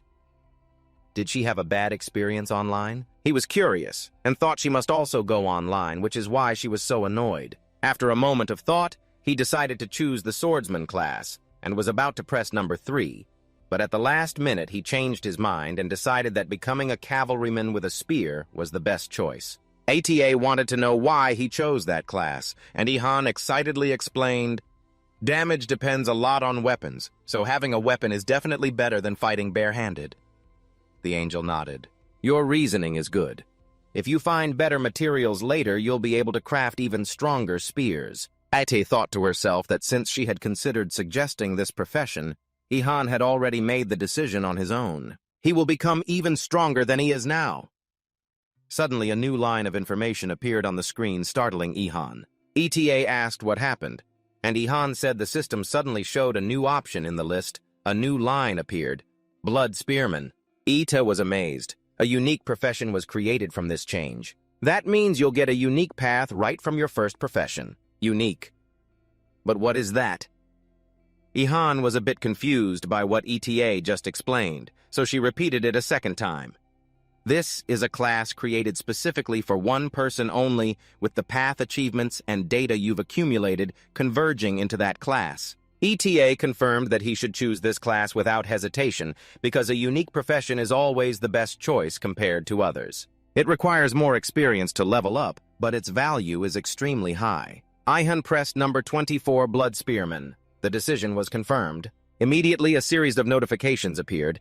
You have become a Phantom Spearman, increasing damage by 10% when using the Stealth skill. Spear thrust damage increased by 10%. The skill upgrade conditions for Stealth and Spear have been simplified. All accumulated data has been absorbed. Level increased to 18. Strength, stamina, and mana increased by 11. Agility increased by 12. You cannot learn active skills because you cannot control mana. Only now did he realize that it wasn't Blood Spearman, but Phantom Spearman. In Korean, these two words are written and pronounced almost identically. He was annoyed that he had chosen wrong just because of a language mix-up, and even the angel didn't notice the difference. Well, it's just a record. The words are the same, but the context is a bit different. Ihan was about to argue, but fell silent halfway because he sensed something was off. Another information panel appeared before him along with a light beam from the system. Suddenly, the muscles in Ihan's chest and abdomen became strangely full. His biceps visibly grew larger. A tremendous power was rising within his body. Feeling it clearly, he told ETA that his body had changed. The angel explained that because he chose the first class, his body had been enhanced. Besides, once chosen, you can't go back. He looked back at his stats board, unable to believe his eyes because it was many times higher than before. However, what stunned Ihan was that his title hadn't changed yet. Could it be that he would be the loneliest person in the universe forever? ETA asked if he had received any active skills, and Ihan replied no. Hearing that she said most people who choose the first class don't get active skills right away, so don't worry. But given your development speed, I doubt you'll have mana even when you reach the second class. Oh my gosh, no hope left. Isn't that a bad thing? Ihan screamed in despair. That's right. However, if you were an ordinary person, that would be a concern. Ihan's face blossomed while ETA sat comfortably on his head. About to say more, actually, there's nothing to worry about. If you don't get active skills in the first or second class, your profile will accumulate, and when you reach the third class, you will receive an extremely powerful skill. Ihan smiled, thinking that instead of receiving several normal skills, he would get one unique but super overpowered skill. The angel confirmed Ihan's intuition. She thought he should have gotten 2 active skills because he achieved a unique profession, but strangely, that didn't happen. If all records are accumulated before reaching level 3, he should get an extraordinary skill. ETA smiled at her own thought. She believed this little Ihan was the first low-level being worthy of her observation. Now let's go. ETA pulls Ihan's hair in a different direction. Ihan was about to go back for the suitcase of money, but ETA explained that she had hidden it with magic so no one could take it. As an agent, you should start hunting the monsters. Moments later, Ihan looked at his phone and saw there were many other agents besides himself. By the way, agents here mean people who have awakened to their duty, guys. Since many have awakened, ETA advised Ihan he doesn't have to do everything alone. Just hunt monsters in your own area. Ihan wondered if the queen had become an agent. And of course, someone so talented couldn't stay out of it. ETA said this is a mission from the heavenly realm. If you perform better than the other agents, your reward will increase according to your contribution. What more could I ask for missions like this suit me perfectly? Ihan dashed down the street until ETA reminded him to look back at his phone. His expression changed completely when he saw a post on the monster hunting forum. Someone mentioned a tiger living on Mount Buchan, but another anonymous commenter said bears were scarier. The tiger wasn't harmed even after the army kept shooting at it non-stop. He rushed quickly to the mentioned location. Here, everyone's eyes were filled with fear. Right in the middle of the street stood a giant bear with fiery, angry eyes. Meanwhile, people panicked and ran off in the opposite direction. Everyone believed this monster was undefeatable, but Ihan smiled mysteriously, muttering that today he might get some bear honey. ETA said if he had poison-resistant skills, he should definitely learn them if given the chance. Miss, I'm just saying that casually, she said. Ihan's helpless look showed how this fairy could always find fault with everything. As for the huge, terrifying bear, it looked down at its prey with red, bloodshot eyes from above. Suddenly, rocks fell from a nearby building onto Yihan's head, leaving him confused about what was happening. He wondered if the army had just launched a missile causing this scene. Ata pointed to the sky, signaling him to look up. The bear roared wildly, destroying everything in front of it. This time, the army arrived in time, unlike before. The lieutenant ordered his subordinates to open fire on the giant bear. All the soldiers present fired simultaneously, but the bullets bounced off its skin without leaving a scratch. They realized their weapons were completely useless. How can we fight this bear? On the third day after the catastrophe, the bear easily crushed vehicles. Everywhere it passed, everything was destroyed. The lieutenant noticed that the bear was changing direction. "Everyone get out of the way!" The order to retreat was given. Someone shouted, "Where are the superpowered users the government requested?" Nearby ETA commented that human architecture wasn't sturdy at all, easily destroyed by a level 2 monster. Ihan asked her to have more sympathy for humanity, because when people were trained in the other world, all the buildings and weapons here were legacies from the old world. No one had time to prepare for the current situation. At this moment, the bear roared as if to say no one here could stop it. Yihan put on his familiar mask and muttered that the bear seemed to be quite happy. ETA asked Yihan what he planned to do, but said it was best to act quickly before this place turned to rubble. I'm just timing myself." As soon as he finished speaking, he entered combat mode. A red mana aura flared around him and the system announced the stealth skill activated. Power increased by 10% with another 10% from his usual abilities. The bear stood with its back to Yihan but still sensed the imminent danger. He leapt from the air intending to finish the monster with the first strike. The bear roared instinctively and began to turn around. ETA exclaimed a warning that only when interacting with it should he be visible. Before that, no one could detect him, not even the powerful mana swirling around the spear tip. Yihan's main target was the giant bear, and then a single strike pierced through the head of the level 2 monster. The army saw nothing but were stunned by the attack's result. Cheers began rising from the crowd. Sunbon appeared, a nickname Yihan felt was now permanently attached to him. When he landed and looked at the prey, he realized one strike wasn't enough to kill it, which made sense, since this was a level 2 monster. Yihan decided to appear before everyone and told the army if they wanted to live, they should run immediately. While the soldiers were stunned, he continued saying if they didn't want to live, they could stay. At that moment, the monster swung its claws at a nearby building, sending debris flying toward the civilians.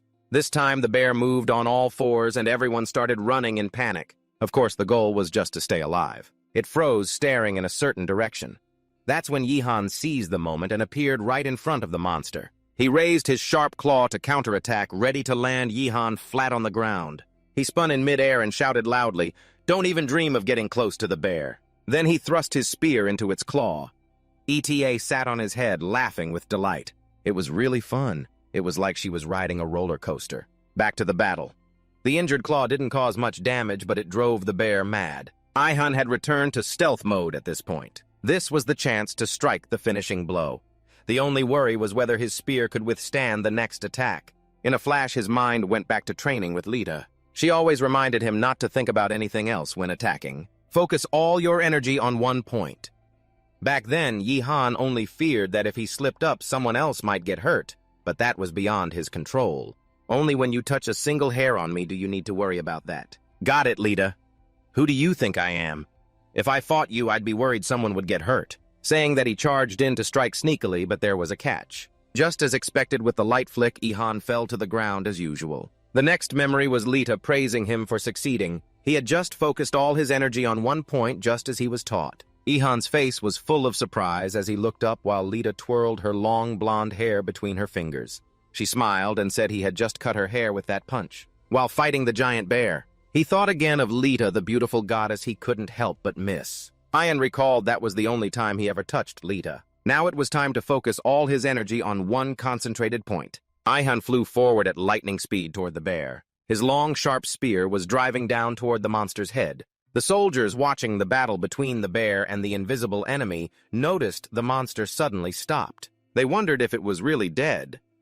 But then the bear let out a fierce roar. Clearly, enduring extreme pain made it even angrier. Unfortunately, that was all that was left of it. The bear collapsed after the roar. At the same time, the system sent a notification you have gained 154 to 928 experience points. Reached level 23, strength +8, agility +7, stamina and mana +5.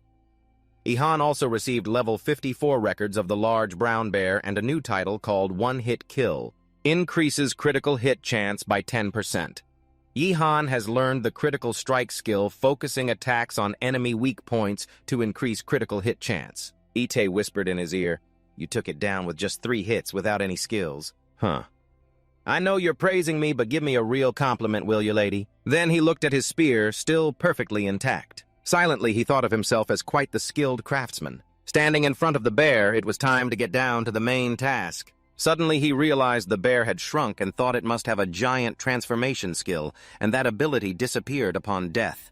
But whatever, just focus on the main job. He didn't forget to brag to ETA that he had just learned a new skill, Critical Strike. This skill works very well combined with stealth and dissection. Just then, a black car sped over and braked sharply. The back door opened.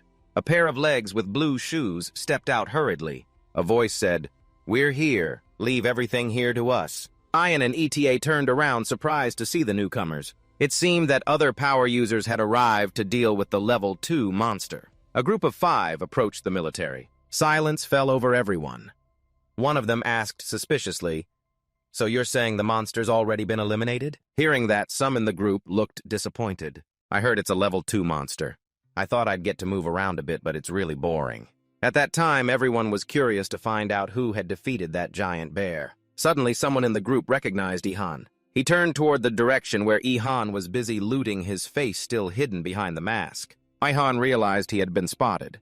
Surprised, he wondered how those people could see him. Ida explained that the person wasn't actually looking at him, but at the bear's corpse. It was just that Ihan was standing nearby and caught their attention. They recognized the stranger as the recently famous Sunbon. That nickname sure seems to stick with him for life. The black-haired guy muttered irritably, saying that this guy defeated the bear all by himself. That can't be true, especially since it's only the 3rd day after the great disaster. Meanwhile, the others crowded around Ihan, excited to learn more about the masked hero. "You're really strong.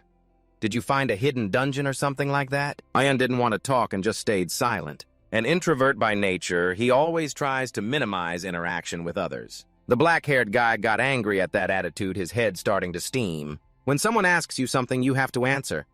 Maybe he just doesn't want to talk to us," someone in the group advised. Contrary to everyone else, a girl in the group thought the guy was cool, like a hero from a manga. The group leader asked the military if there was anything else they needed help with here. "Do you need any more help?" The soldier replied that other areas still need support. "If possible, please come there to reinforce." Ihan heard everything and thought to himself that someone who talks so comfortably with people he just met must be an extrovert. "If I tried that, I'd probably fail right from the start, let alone the later parts." At that moment, footsteps approached. It was the group leader. He spoke to Ihan niece to meet you. "My name is Zujun." Ihan was quite confused. Was he going to shake his hand? Why would he do that? He seemed to understand that Ihan was socially shy. Dujun continued, "When I saw you take down that bear, I knew you were already ahead of me from this very first mission. But I will catch up to you soon. Remember my name." Ihan asked back, "What are you going to do to surpass me?" Zujun was surprised by the question, stunned for a moment before answering, "In a world where strength symbolizes rank, it's not hard to know who's the strongest. I believe one day I'll be at the top of the leaderboard." It was Ihan's turn. He raised his head, speechless at the other's reasoning. Such a ridiculous reason. Does this guy want to be a hero or a Superman or what? After a few seconds, Ihan asked, "Why do you have to compete like that? Can't you improve without others? If you want to grow, focus on training yourself. Train at home or hit a punching bag if you want. Why drag others into it? If you want to surpass something, you have to surpass yourself first." Thus, Ihan lectured him. "Do you know I've trained for thousands of years and still don't have enough confidence to show off like that? And you just sit around and daydream about being the strongest? That's really ridiculous. Well, if you had courage, you'd say that." "But for now, I only dare think it in my head," Ihan said, which left ETA speechless and totally lost for words. At this moment, Ihan looked around and realized everyone had left. He touched his super cool mask and said to the angel, "What the hell did you just say?" "I'm totally fine, really. There's no one else here. This old man is the only one bold enough to confidently show his personality. Finally, instead of getting lots of magic stones like usual, Ihan was left with just a few bare skins. Suddenly, a soldier approached Ihan and called him Lord Sunbon. Before even hearing the question, Ihan immediately replied, "They're all mine." "Actually, I didn't mean that. I have another proposal for you." The soldier quickly started explaining, waving his hands non-stop. Basically, he wants Ihan to install a support app. If you install the program I just mentioned, you'll be able to track the locations of monsters that have appeared on the city map. It will be very useful for hunting them. Ihan wondered, "Isn't that a national secret?" But the soldier replied, "For the safety of the people, we hope at least this will help minimize damage caused by monsters." Hearing this, you said nothing more and turned to leave, leaving the two soldiers in silence as they watched your figure walk away. A subordinate asked the commander, "Should we really let someone like that roam free? Should we force or somehow coerce him into cooperating? Do you really think someone who can take down a level 2 monster in just 3 moves will obey our orders? I've seen a fake superpower in another world rule an entire country alone, and a monster that could completely destroy that nation. I believe that young man will only grow stronger. If we try to impose our will on him, we'll only suffer a disastrous failure. This world no longer operates by the old rules. This is an era where even a single person can bring down governments and armies." The subordinate was stunned by the lieutenant's speech. "You really are wise, sir." The commander, annoyed, snapped back. "Does this fool even know I studied at Seoul University?" Meanwhile, Yihan and ETA had already traveled some distance. ETA told him that the soldier was truly intelligent. It seemed like he had a lot of experience. "I don't know, I think he just overestimates me," Yihan replied. But ETA thought the opposite, because if the army forced Yihan to cooperate by force, he would definitely wipe out the entire unit just for disobeying orders. Now the military no longer has control over Yihan. The soldier, quickly realizing this and choosing to propose cooperation instead of coercion, was the best choice for both sides. It seemed that Yihan himself hadn't yet realized how strong and valuable he was to the current world. Meanwhile, Yihan was staring intently at his phone screen, then suddenly exclaimed, "ETA, look at this." He pointed to the red dots. 3 monsters had just appeared at the same time. "What do we do now?" ETA replied bluntly. "Why think when we can just kill all 3? That's what I like to hear. Let's fight." Using the map on the phone, they quickly headed to the first monster's location, an abandoned building. The first monster was a giant rat. Yihan easily and quickly took it down. Next was a giant praying mantis blocking their path. Finally, a large black bird. Yihan used his spear and gave it a hole right through its body. After all that, Yihan still didn't understand why his level remained at 24 after defeating all 3. A notification appeared in front of him. "Because these monsters are much weaker compared to the wolves and brown bears you've defeated before," ETA explained. "Your unique profession requires a much higher amount of experience than usual. If it were a normal profession, you'd probably be level 30 by now." However, Yihan wasn't discouraged, because he found many valuable items to sell back to the military. Now his life was so wealthy that he wondered if he should just go buy his own house. But ETA thought this guy uses his brain very inefficiently. What if they intentionally track his identity through financial records? Spending money like that is basically shouting to the world, "Sunbon is me." She added just this once as a special reward. "I will erase the memories of everyone involved. But won't that mean everyone will forget the guy who's supposed to be in hiding like me?" The next morning, just like every day, Yihan woke up in his own bed. As soon as he opened his eyes, he immediately activated the system to check his stats and instantly received a message. Connection to the other world has been restored. From now on, you can summon an entity in the world you were once called to and complete missions to earn appropriate rewards. The sudden news made his hands tremble. "The world I was once summoned to. Doesn't this mean I'm being abandoned again?" You show the screen to ETA and snap.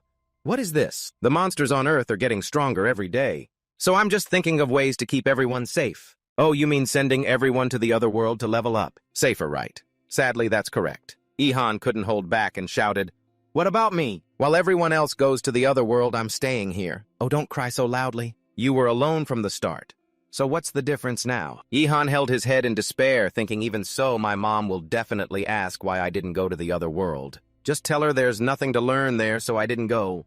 That answer actually sounds pretty good, hehe. But to be honest, I feel sorry for your case, yet sadly I'm not the one deciding this fate. Yihan calmed down and replied, I know. I guess I can't go to the other world. But then you hear this, it's not impossible. If you become a supreme being, you'll have a chance. If you become the highest being, you can not only enter the other world, but even set foot in heaven. Then you'll be on the same level as us, the angels. Ihan was shocked by this news because if he became a supreme being, he could meet Lita again, right? The angel thought bitterly, as if they were lovers separated by distance. Ita's mind was buzzing with all kinds of thoughts. Finally, she realized she was playing the mediator between two lovers, something she really disliked, because she herself had no one to love. With a fiery head, ETA shouted, "Train harder and focus to become a supreme being. Only then can you enter the other world and meet the one you love again." While Yihan asked how long it would take, and he was told the process would take less than 1,000 years. He breathed a sigh of relief. This news lifted his spirits because at least he had something to look forward to. When entering the kitchen for breakfast with his parents, Yihan heard an emergency news report on TV. The anchor announced that martial law had been declared nationwide. This news stunned Yihan. His silent war against the monsters was no longer just his own business. His mom added, "It seems not only our country but the whole world has declared martial law due to the appearance of dangerous monsters. The global government has no other choice. All schools and businesses have been shut down. The military is planning to wipe out all the monsters. At least they're trying to minimize the number of people on the streets." Yihan took a sip of morning tea, thinking even the government has admitted the world can't go back to the way it was. He decided it was time to have a straightforward talk with his parents. His parents turned and said, "You two should go to the other world." His mom was about to object, but before she could speak, his dad interrupted. "I was there for 15 years and never made it past level 2, so why go back? But from now on, the monsters won't stop and we need to get stronger. And at least that place is safer than Earth right now." Your father didn't say anything but just nodded. "Dad understands now. If that's what you think, I'll see you again soon. Remember to never give up and do your best until the very end." As soon as he finished speaking, he vanished without another word. Your mother, however, isn't so quick to give up. She said she's happy if you try, but don't be too blind about it. Ihan quickly changed the subject, praising today's breakfast, but then a sentence from his mother stunned him.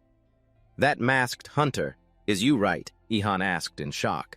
"How did you know?" But she just smiled. How could a mother not recognize her own child? She recognized you right away when she saw you on TV, even with the mask and different clothes. Only then did Yihan truly realize his mother's remarkably special skills. The penguin skill really lives up to its reputation. Unable to hold back, he shared with his mother that the world has forgotten him and was gently comforted by her. "Mom doesn't know why you're so strong, but she's still worried about you, so be careful. I know you understand how scary those monsters are, right? And I almost forgot, there's something even scarier than monsters humans. There will definitely be many bad people out there, and you should be cautious around them." Ihan smiled. He was very happy to have this conversation with his mother. Then his mother stood up. "It's good to see you had breakfast. Now I have to go. Don't do anything too dangerous." Ihan waved goodbye to his mother, telling her to take care. When she disappeared into another dimension, he looked around the empty kitchen. His gaze stopped at the sink filled with 8 dirty dishes. At least Mom should have washed those 8 before leaving, right? He put on gloves and began washing each dish while his thoughts stirred with mixed feelings. His parents had gone into another world to gain experience. Though he couldn't go with them, there was still much to do here. Just then, ETA's voice interrupted his thoughts.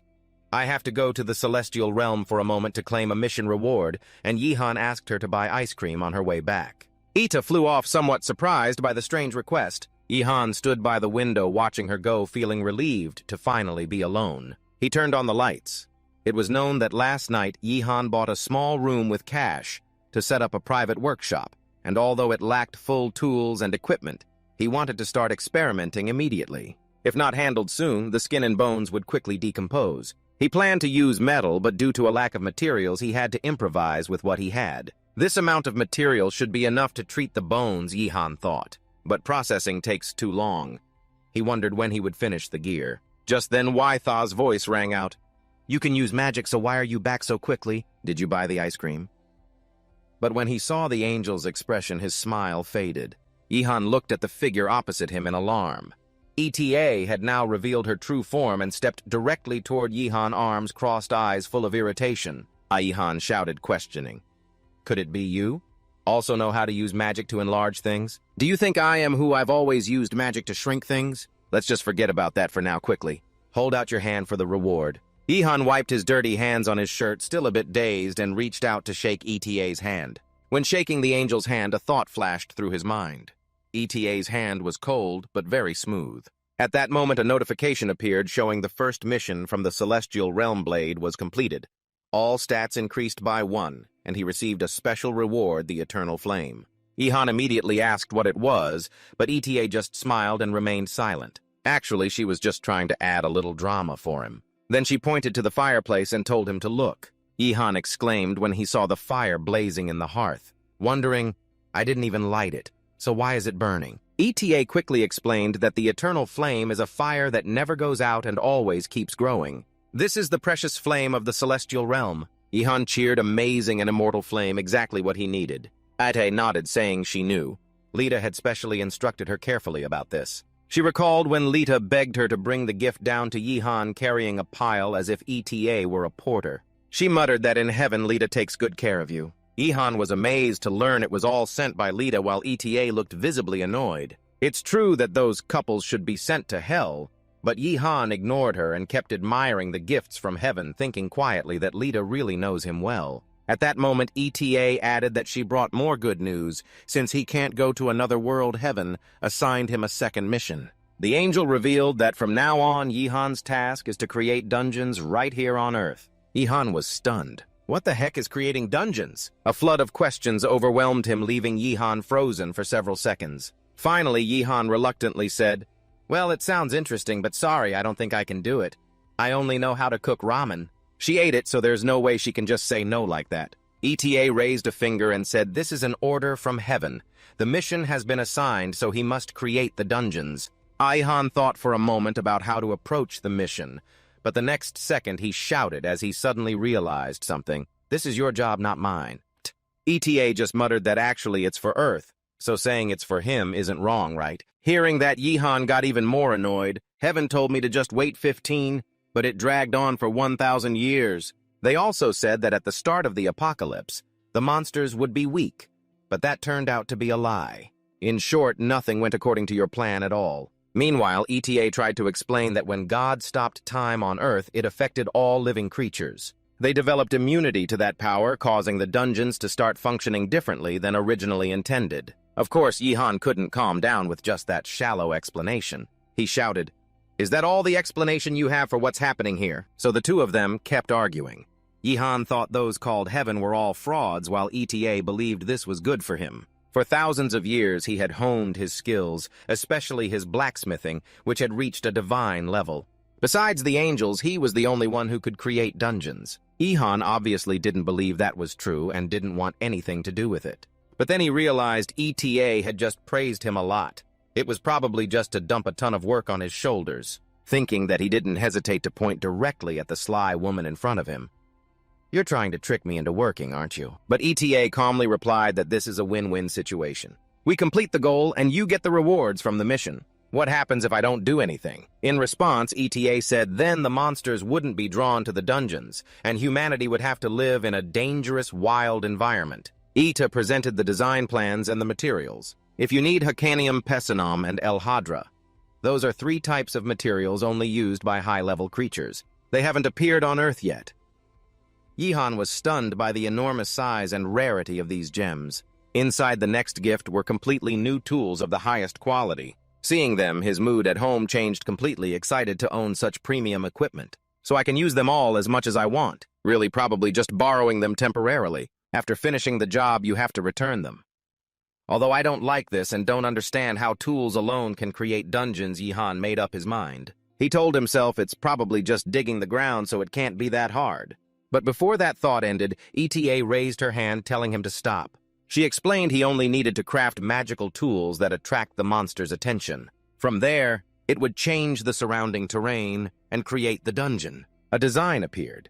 He must complete a destructive trap based on this. Also, ETA emphasized this is not an easy task. After a moment of silence, Yihan finally said, Just looking at it, I know it's going to be very difficult, but then he smiled confidently. As for the mission reward, it's best if you start preparing now. ETA replied to Yihan, I will prepare a reward that will leave you stunned.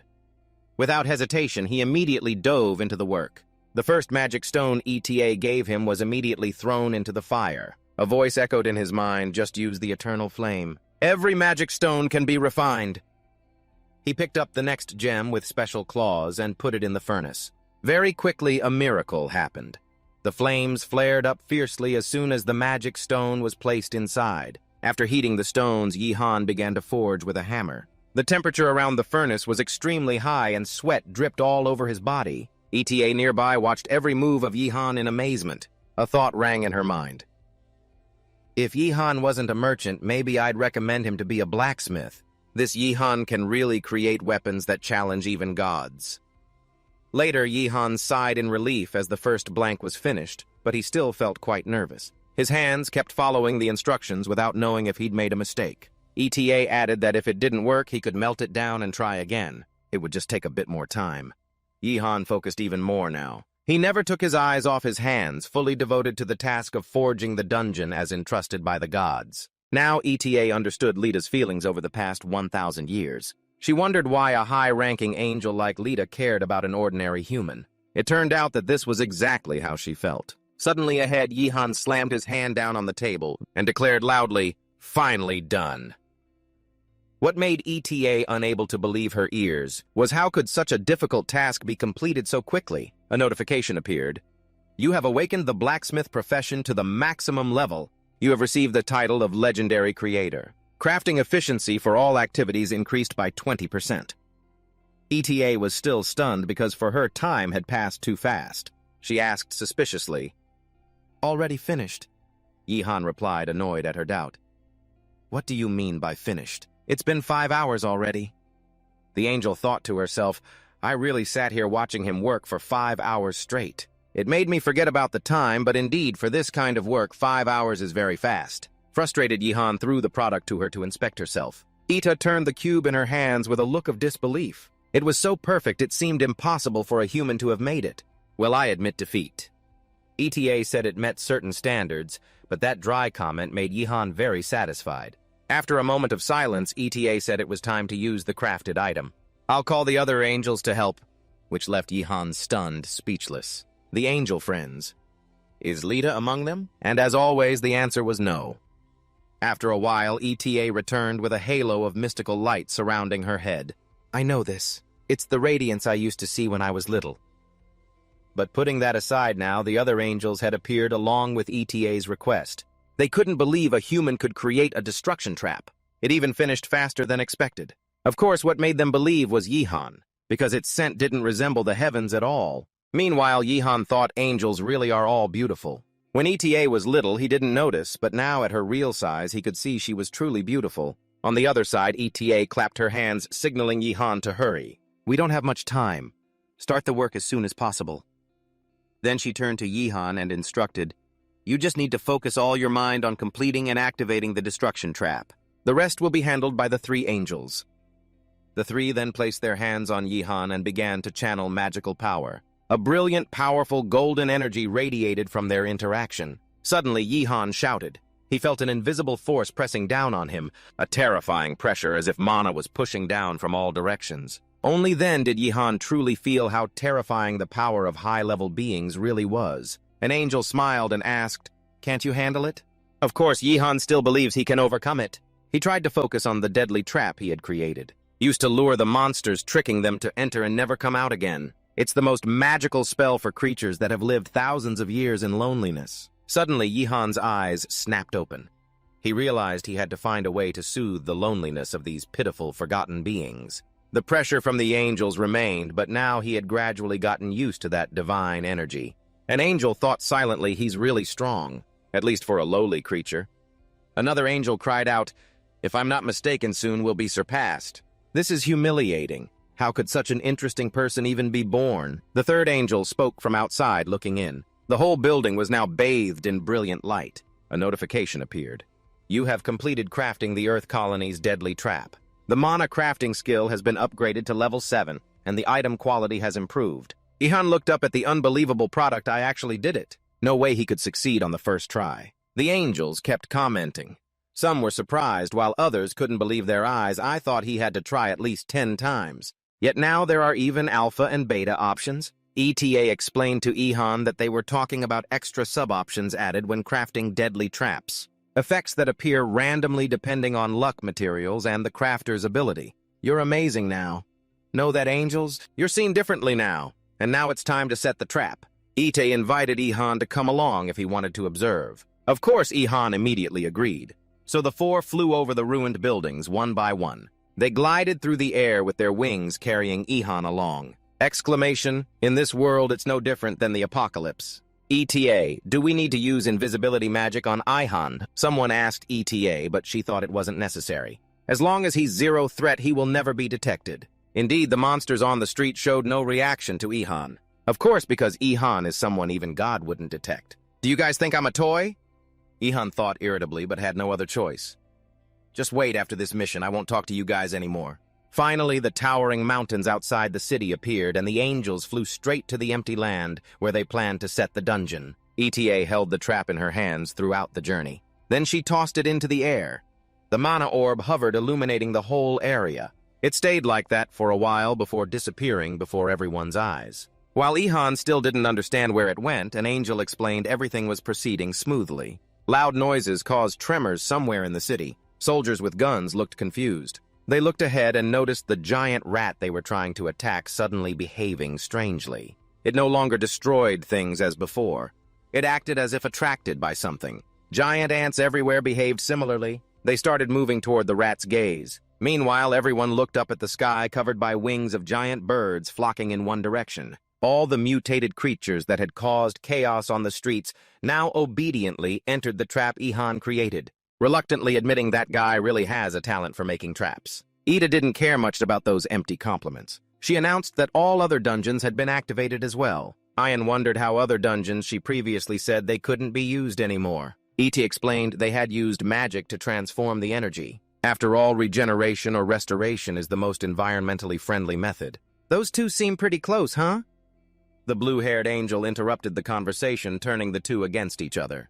They both denied at the same time, saying it wasn't like she thought. Suddenly, Ihan was drawn to what was happening among the monsters. Even after living thousands of years on Earth, they still obediently walked into the destructive trap, just as God and the angels intended. He realized that the divine power of God was absolute, something that could transport all humanity to another world in an instant. And of course, the monsters couldn't resist that power. In the end, humanity was just a pawn dancing in the palm of the supreme God, and being left behind was simply a mistake in 1,000 years of effort. Ihan realized that without Lita, he might have gone insane from loneliness over the 1,000 years. But now, without Lita by his side, he wanted to become stronger. Strong enough that no force could control him. The next day, he calmly sat at home, eating a sandwich and listening to the news. Reports said the reason monsters suddenly moved last night was because dungeons were activated in many places around the world. Dungeons appeared not only in Seoul, but throughout Korea, Japan, and even some areas in China. Suddenly, he remembered his parents and wondered when they would return. Ian felt a bit sad because he couldn't imagine how his parents were doing in another world. But since they had a lot of experience living in society, he was sure they could manage, he quietly thought. ETA flew over to report it seems the dungeons are operating stably and haven't malfunctioned yet. Good job, Ihan. But I remember you said I still have to make 27 more traps, right? So why did the angels leave when I could start making them right now? ETA said creating a destructive trap requires a huge amount of mana, so the angels need a few days to recover. You're not the only group of angels, right? Like, why not send Lita here to work so it's faster? ETA is quite familiar with that guy's reputation. Actually, not all angels have as much free time as you think. Lita took on extra work to help you, so now she's very busy. She probably won't be able to appear on Earth for a while. Ihan was disappointed, thinking that meant Lita really couldn't come. When the two went outside, Ihan asked why she became huge when creating a dungeon, but was small now. ETA explained that because she's an angel when performing other tasks, she needs to appear as an angel. Being this size is ideal for supporting him. They chatted like that, and after a while they arrived at the workshop. Ian decided to make a few more traps for the next day. Meanwhile, ETA looked curiously at the spoils from Ihan's previous battles. She said because his results yesterday were perfect, she would give him a small gift as a reward. With it, he probably wouldn't have much time left to make traps anymore. Ihan scratched his head. You mean giving me more Hacanium? Actually, that metal is pretty good. Yeah, keep dreaming in broad daylight. With ETA's wave, the pile of beast parts on the table began to change. ETA explained she was drying and sterilizing the monster skins Ihan collected while hunting. It would be done in a second. Ihan gaped in surprise, truly top-tier angel magic. This quality feels like it has just been upgraded. We can make gloves and boots from it. He got to work immediately. The blazing fire on the table was the skin being cut into pieces for upcoming items. First, the gloves made from fierce wolf leather were finished a rare grade item, with 600 armor points and 700 attack points. Next were the boots of the same type with 550 armor points, 750 attack points, and an option for heat resistance. Great. This one has heat resistance, so you won't get overheated and unable to move while wearing armor, ETA asked when he learned the reinforcement technique, because those extra stats are no joke. Well, for manual labor, you just need to know how to do it and practice diligently. Continuing with the bear hide on the table, he planned to craft armor from it. Meanwhile, ETA stood nearby watching attentively. A sly smile spread across her lips. The sun was slowly setting behind the mountain on the horizon. Evening was approaching. ETA yawned and said, "So another day is over." Walking closer to Ihan, she suggested he rest, but he didn't respond because his mind was fully focused on the task. "Almost done, I don't feel tired at all." Ian then said that staying up all night wouldn't affect his superhuman stamina anyway. Ida laughed at this workmate, but before she could finish, Ihan declared he was done. A sturdy bear leather armor was completed with a unique rank. Armor 2, 100 points. Strength 850 points. This is second-tier brown bear leather crafted with the strongest master-level tanning technique in its category, even resistant to bites from high-level monsters. Atta was stunned by the masterpiece, while Ihan explained there were still a few final steps left. He reached for the bear's claws and bones to reinforce the armor. All remaining power from the bear bones transferred to the armor, significantly boosting its stats. Ian received a notification that his mana crafting skill had reached level 8. He checked and realized the armor also had a hidden function. ETA wasn't too surprised. "I think I can guess its function from the name." She reached out to attack, and sharp spikes automatically popped out from the armor in counterattack. The armor has an automatic counterattack function when attacked. Ian laughed excitedly, imagining himself turning into a porcupine. A porcupine that even tigers would run from, while ETA recalled the bracelet Ihan had once crafted also had hidden praying mantis blades inside. She wondered why Ihan always hid sharp spikes in his gear and then suddenly unleashed them. Ihan was silent for a moment before cryptically asking, "So that's what you care about?" ETA's mind lit up. "I only asked a random question, so why is the atmosphere like this?" She asked if there was a special reason, like a porcupine having hurt his parents before. "But my parents are fine," he said. Ian pointed to his chest and declared, "That's the dream of a real man. The dream to create something special." "Wow, that's meaningful as your empty head. Such a silly story, and you make that face?" Putting that aside, ETA focused on the armor. Anyway, this time it seems to have both alpha and beta options. Ihan replied that there were still some leftover bones, so he would make a knife to handle them, because using a spear to dissect a monster corpse was a bit difficult. Very quickly, another masterpiece from Ihan was born. A knife made from bear bones of rare grade. Attack power 500 points. Durability 450 points. Next was a wolf skull mask with 600 armor and 660 durability. ETA asked in amazement if this monster had a lot of mana when it was alive. So many stats. Ihan put on all the equipment. It really looked pretty cool, at least to Ihan. He stepped in front of the mirror and said to ETA, "I look great with the mask on, don't I?" But ETA was shocked and shouted, "What the hell did you do to that mask? Your presence weakens completely when you wear it. That's unbelievable."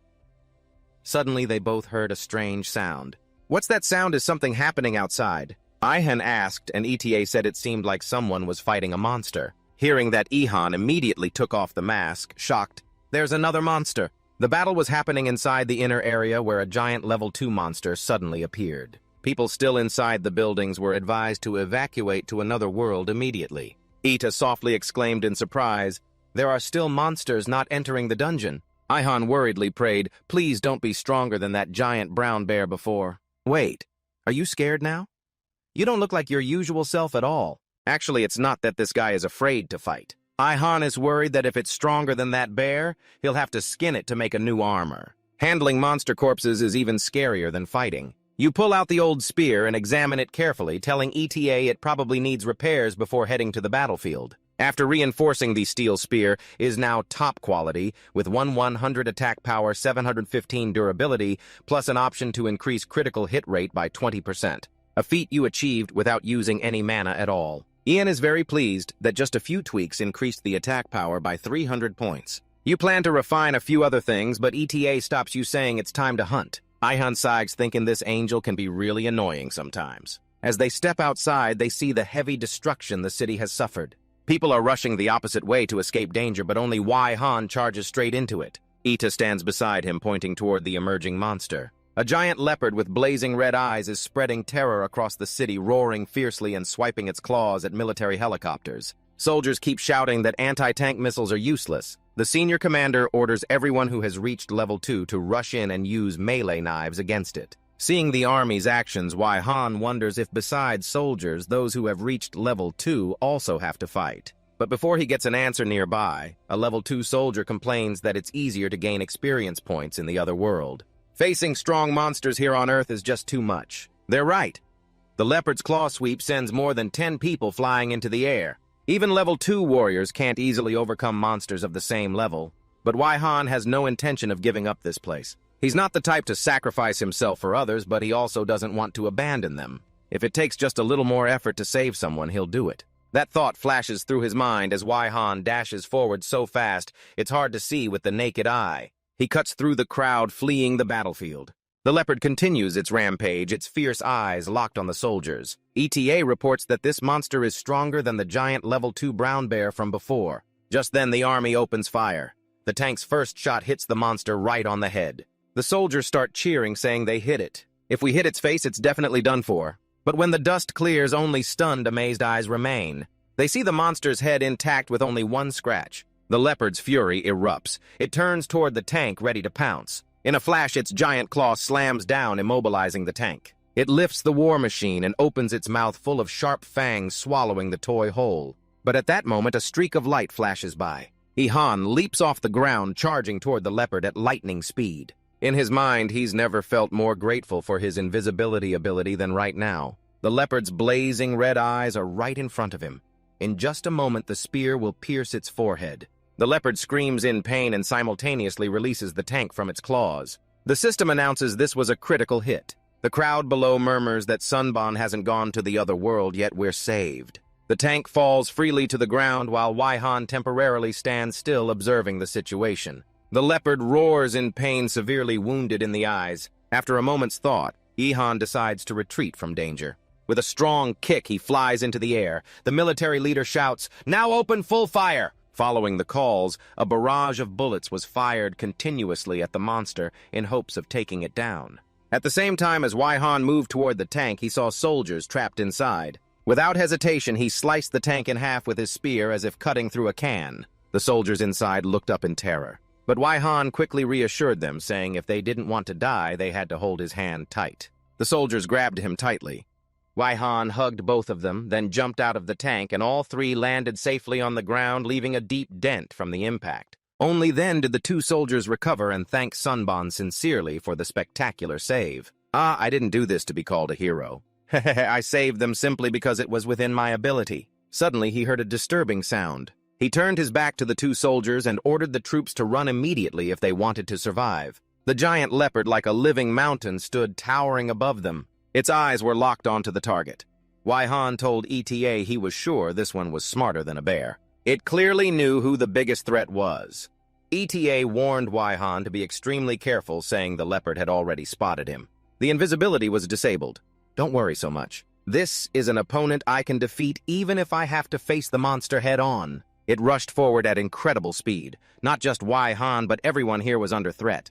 The military campaign commander shouted loudly, "This is our chance." They fired volleys of bullets from various weapons simultaneously at the leopard, but it was still unaffected. The monster was now focusing on Sunban. This was the perfect moment to strike. One of the heroes shouted, "Everyone use magic and aim for the leopard's eyes." Suddenly, a lightning bolt appeared in the sky and struck the monster right on the spot, causing it to howl in pain. The people looked up and saw a helicopter with a girl inside surrounded by electric sparks. The crowd whispered, wondering if she had just taken the thunderstrike. No, some recognized her as the queen. She has arrived. But has the queen always been this beautiful? That beauty made many unable to look away. Below, the leopard continued to roar while the army kept firing. The monster quickly regained its spirit and charged straight at Han, but he didn't back down as if he had been waiting for this attack. The leopard's claws, sharp and fast, lunged forward, but Wai Han timely jumped back to dodge. He jumped but couldn't avoid the first strike. One of the leopard's eyes hadn't recovered after Wai Han's previous strike. He decided to attack that spot to take away the remaining eyesight. The crowd watched every move of Wai Han, anxiously worried about what would happen if he sacrificed himself. Maybe all hope was lost here. The queen in the nearby helicopter also kept her eyes on the leopard, trying to spot Wai Han in the chaotic crowd. Suddenly, someone in the crowd pointed and shouted at the leopard's feet, where blood began pooling on the asphalt. A quick glance revealed the leopard's head was covered with sharp spikes like a porcupine. Han was using the power from his armor. I think my investment was worth it, right? You agree, don't you?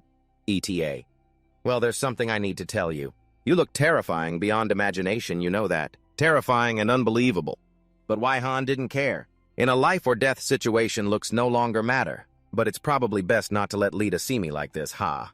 At that moment, the leopard roared again, echoing through the area. Its head swipe knocked Wai Han far away, almost making little ETA vomit. The leopard charged when it saw both of them knocked back. Its goal was to crush Wai Han against the building across the street. A collision moments later sent debris flying everywhere. The spikes on Wai Han's armor vanished, but he managed to jump back in time. A mid-air somersault and counterattack. This time, sharp spikes appeared under his shoe soles, pinning his feet to the giant leopard. All the while, he kept a firm grip on the spear in his hand. Consecutive direct stabs at the opponent. And the system displayed a series of critical hit notifications. Your critical hit skill has leveled up to 2. The military was watching closely and noticed the leopard had begun to slow down. Immediately, the order to open fire was given. Meanwhile, the civilians below, armed with hose and clubs, all joined in. Not sure if it was effective, but the morale boost was certainly significant. With a level 2 monster attacks from level 1, people were almost useless. But no matter how tough it is, even a buffalo will die if you wear it down. The leopard's paws were still bleeding from the cuts they inflicted, proof that even a colony of ants can bring down an elephant. Standing on the leopard's carcass, Wai Han contemplated the importance of strategy in this scene. Just then, ETA reminded him to finish quickly. But why they can handle the rest? She explained that this leopard was on the verge of evolving to level 3. Soon after, the leopard opened its eyes fiercely. From the wound on its head, red tentacle-like things wriggled out as if trying to catch all nearby living creatures. Wai Han shouted, "Disgusting, what the hell is that?" Terrifying. Maybe its upper body is starting to mutate and the evolution process is happening way too fast. Of course, seeing that Wai Han didn't hesitate and ran away as fast as he could. I'm no good with tentacles, so call the archer or the princess knight or whoever the angel snapped. You know this isn't the time to joke around, right? If you die, I won't be able to help at all. Han knew that it hadn't fully transformed into a true level 3 monster yet. This was the golden opportunity to finish it before it was too late. Before he could act, a giant lightning bolt struck the monster, destroying the wriggling tentacles. Han looked up and saw the helicopter where the queen was sitting, and she shouted that he couldn't kill it with just his spear alone. The level gap was too big. Indeed, this thing could regenerate too fast, far beyond the damage he could deal. He knew he had to find a way to deal enough damage to stop its healing. The queen turned to Han and shouted, "I can empower you with magic, but afterward I'll be completely drained of mana, meaning you must kill it then, or all will be lost." As soon as she finished speaking, the queen leapt from the helicopter and dove toward the ground. "Then I entrust everything to you." For a moment, Wai Han was stunned by her reckless act. She really jumped and free fell. While he was still gaping speechlessly, the queen was already standing right in front of him. She said she had to touch him directly to empower him, then she'd use all her mana and couldn't help him any further. "My life depends on you, Wai Han." What confusion? What does she mean by that? But without waiting another second, the queen raised her hand and began. Immediately, the system announced that the Thunder Soul had been possessed. Attack power, movement speed, and critical hit rate increased by 50% for 30 seconds. When attacking, lightning would strike at a certain rate. However, after the effect ended, all skill efficiency would be halved for 3 minutes. Incredible. ETA said, "For a human, this is amazing. How skilled must she be to regulate mana and empower at just level 1? Han wasted no time and decided to strike immediately. With a battle cry, he charged forward and plunged his spear deep into the leopard. The attack carried thunder that blasted brightly across the body. The queen shouted a warning that if he didn't kill it now, the military would launch missiles. Then the damage would be uncontrollable. Wai Han's mind flashed he couldn't let that happen. His factory was nearby. He immediately used the empowered critical hit skill and launched successive strikes. Blood splattered after each click. The system immediately notified you received 784,983 experience points and reached level 28. Strength, agility, stamina, and mana all increased by 5. You have obtained the record of the level 87 giant leopard. Theo finally finished. ETA praised Ihan, saying he did very well. It's great that you defeated it before it reached level 3. At that moment, the queen ran over amazed, asking if it was really dead. Yes. Didn't you receive any experience points at all? Maybe because I wasn't in the same group as you. The answer left Ihan confused. What's this different group thing? There's a group system here. I always act alone, so I don't know anything about it. ETA with mind-reading ability muttered, yeah, loners like you wouldn't join a group anyway. Just then, a system announcement sounded. The enhancement effect has ended. The effectiveness of all skills will be halved for 3 minutes. Nearby, the leopard started to collapse. Its fall caused a tremor in the city due to its massive body. Luckily, if it had fallen just a little more, its corpse could have crushed Ihan. The crowd around shouted excitedly, "You did it, Sunbone. We won." Ihan stood frozen, stunned by the cheers below. Everyone also chanted the Queen's name. The Queen's thunderous assistance was truly impressive. ETA turned to Ihan and said, "You're being praised, so cheer up." But then she realized something about his behavior was very strange. The enemy was defeated, so why are there no more monsters here? Ihan muttered slowly, sweat on his worried face. I just realized the leopard's skin is all torn up. I can't make new armor from it anymore. Oh, so this really matters that much. Should I beat it up a bit more then? Meanwhile, the soldiers began discussing how to split the loot now. A soldier said, although the weight halved after death, we still need to carve it up first. Just as he was about to stab the knife, a voice called from behind, "Wait a minute, Ihan." You stepped forward and said handling monster corpses is your specialty. You turned to apologize to the queen and asked how she wanted to divide the leopard's body. Whispering voices in the crowd. Wow, she's really beautiful. Didn't expect the queen to be this pretty. She thought for a moment, then told Ihan, you take 60% and I'll take 20%. The rest goes to the others. Ihan looked at everyone, wondering if anyone objected. Then he looked up at the sky and muttered, if it's 60%. Immediately after, he bent his knees and jumped onto the leopard's body. Without hesitation, he plunged his hand into the wound on the monster's head, blood splattering everywhere. After just 1 second, a pink magic stone appeared in his hand.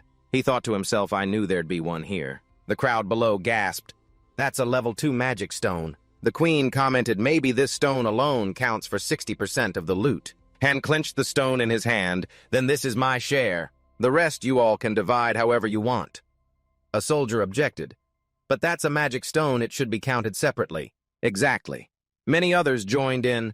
We all risked our lives to take down the leopard. We don't accept this kind of division. Just as expected, this low-level bunch is hopeless, ETA muttered disappointedly. They all act just like Ihan. Ihan turned to the crowd. All right, if everyone objects, then let's divide it another way. That's better. The people below were thrilled that their opponent finally understood their wishes. He's someone who listens to others' opinions. ETA asked what he planned to do. Are you really going to give them the magic stone? But Ihan knew convincing others in this situation wouldn't be easy. He remembered his mother's advice, son, talking to people who always want to compete with you is very hard. So why use words when we can use fists to debate? After hearing Ihan's story, even the ETA was left speechless in front of this mother and child. Truly, a tiger mother gives birth to a tiger cub. Then Ihan turned to the angel, a good child. So I will obey my mother. Heh heh. Ihan held the stone in his hand, facing everyone, and said, I will yield the magic stone, but in an unexpected way. You threw the magic stone back into the body of the leopard. Now you can take it however you like. And as I said before, I will only take my share. Then he jumped to the ground and added, of course, if I don't get enough 60%, then no one will leave here intact.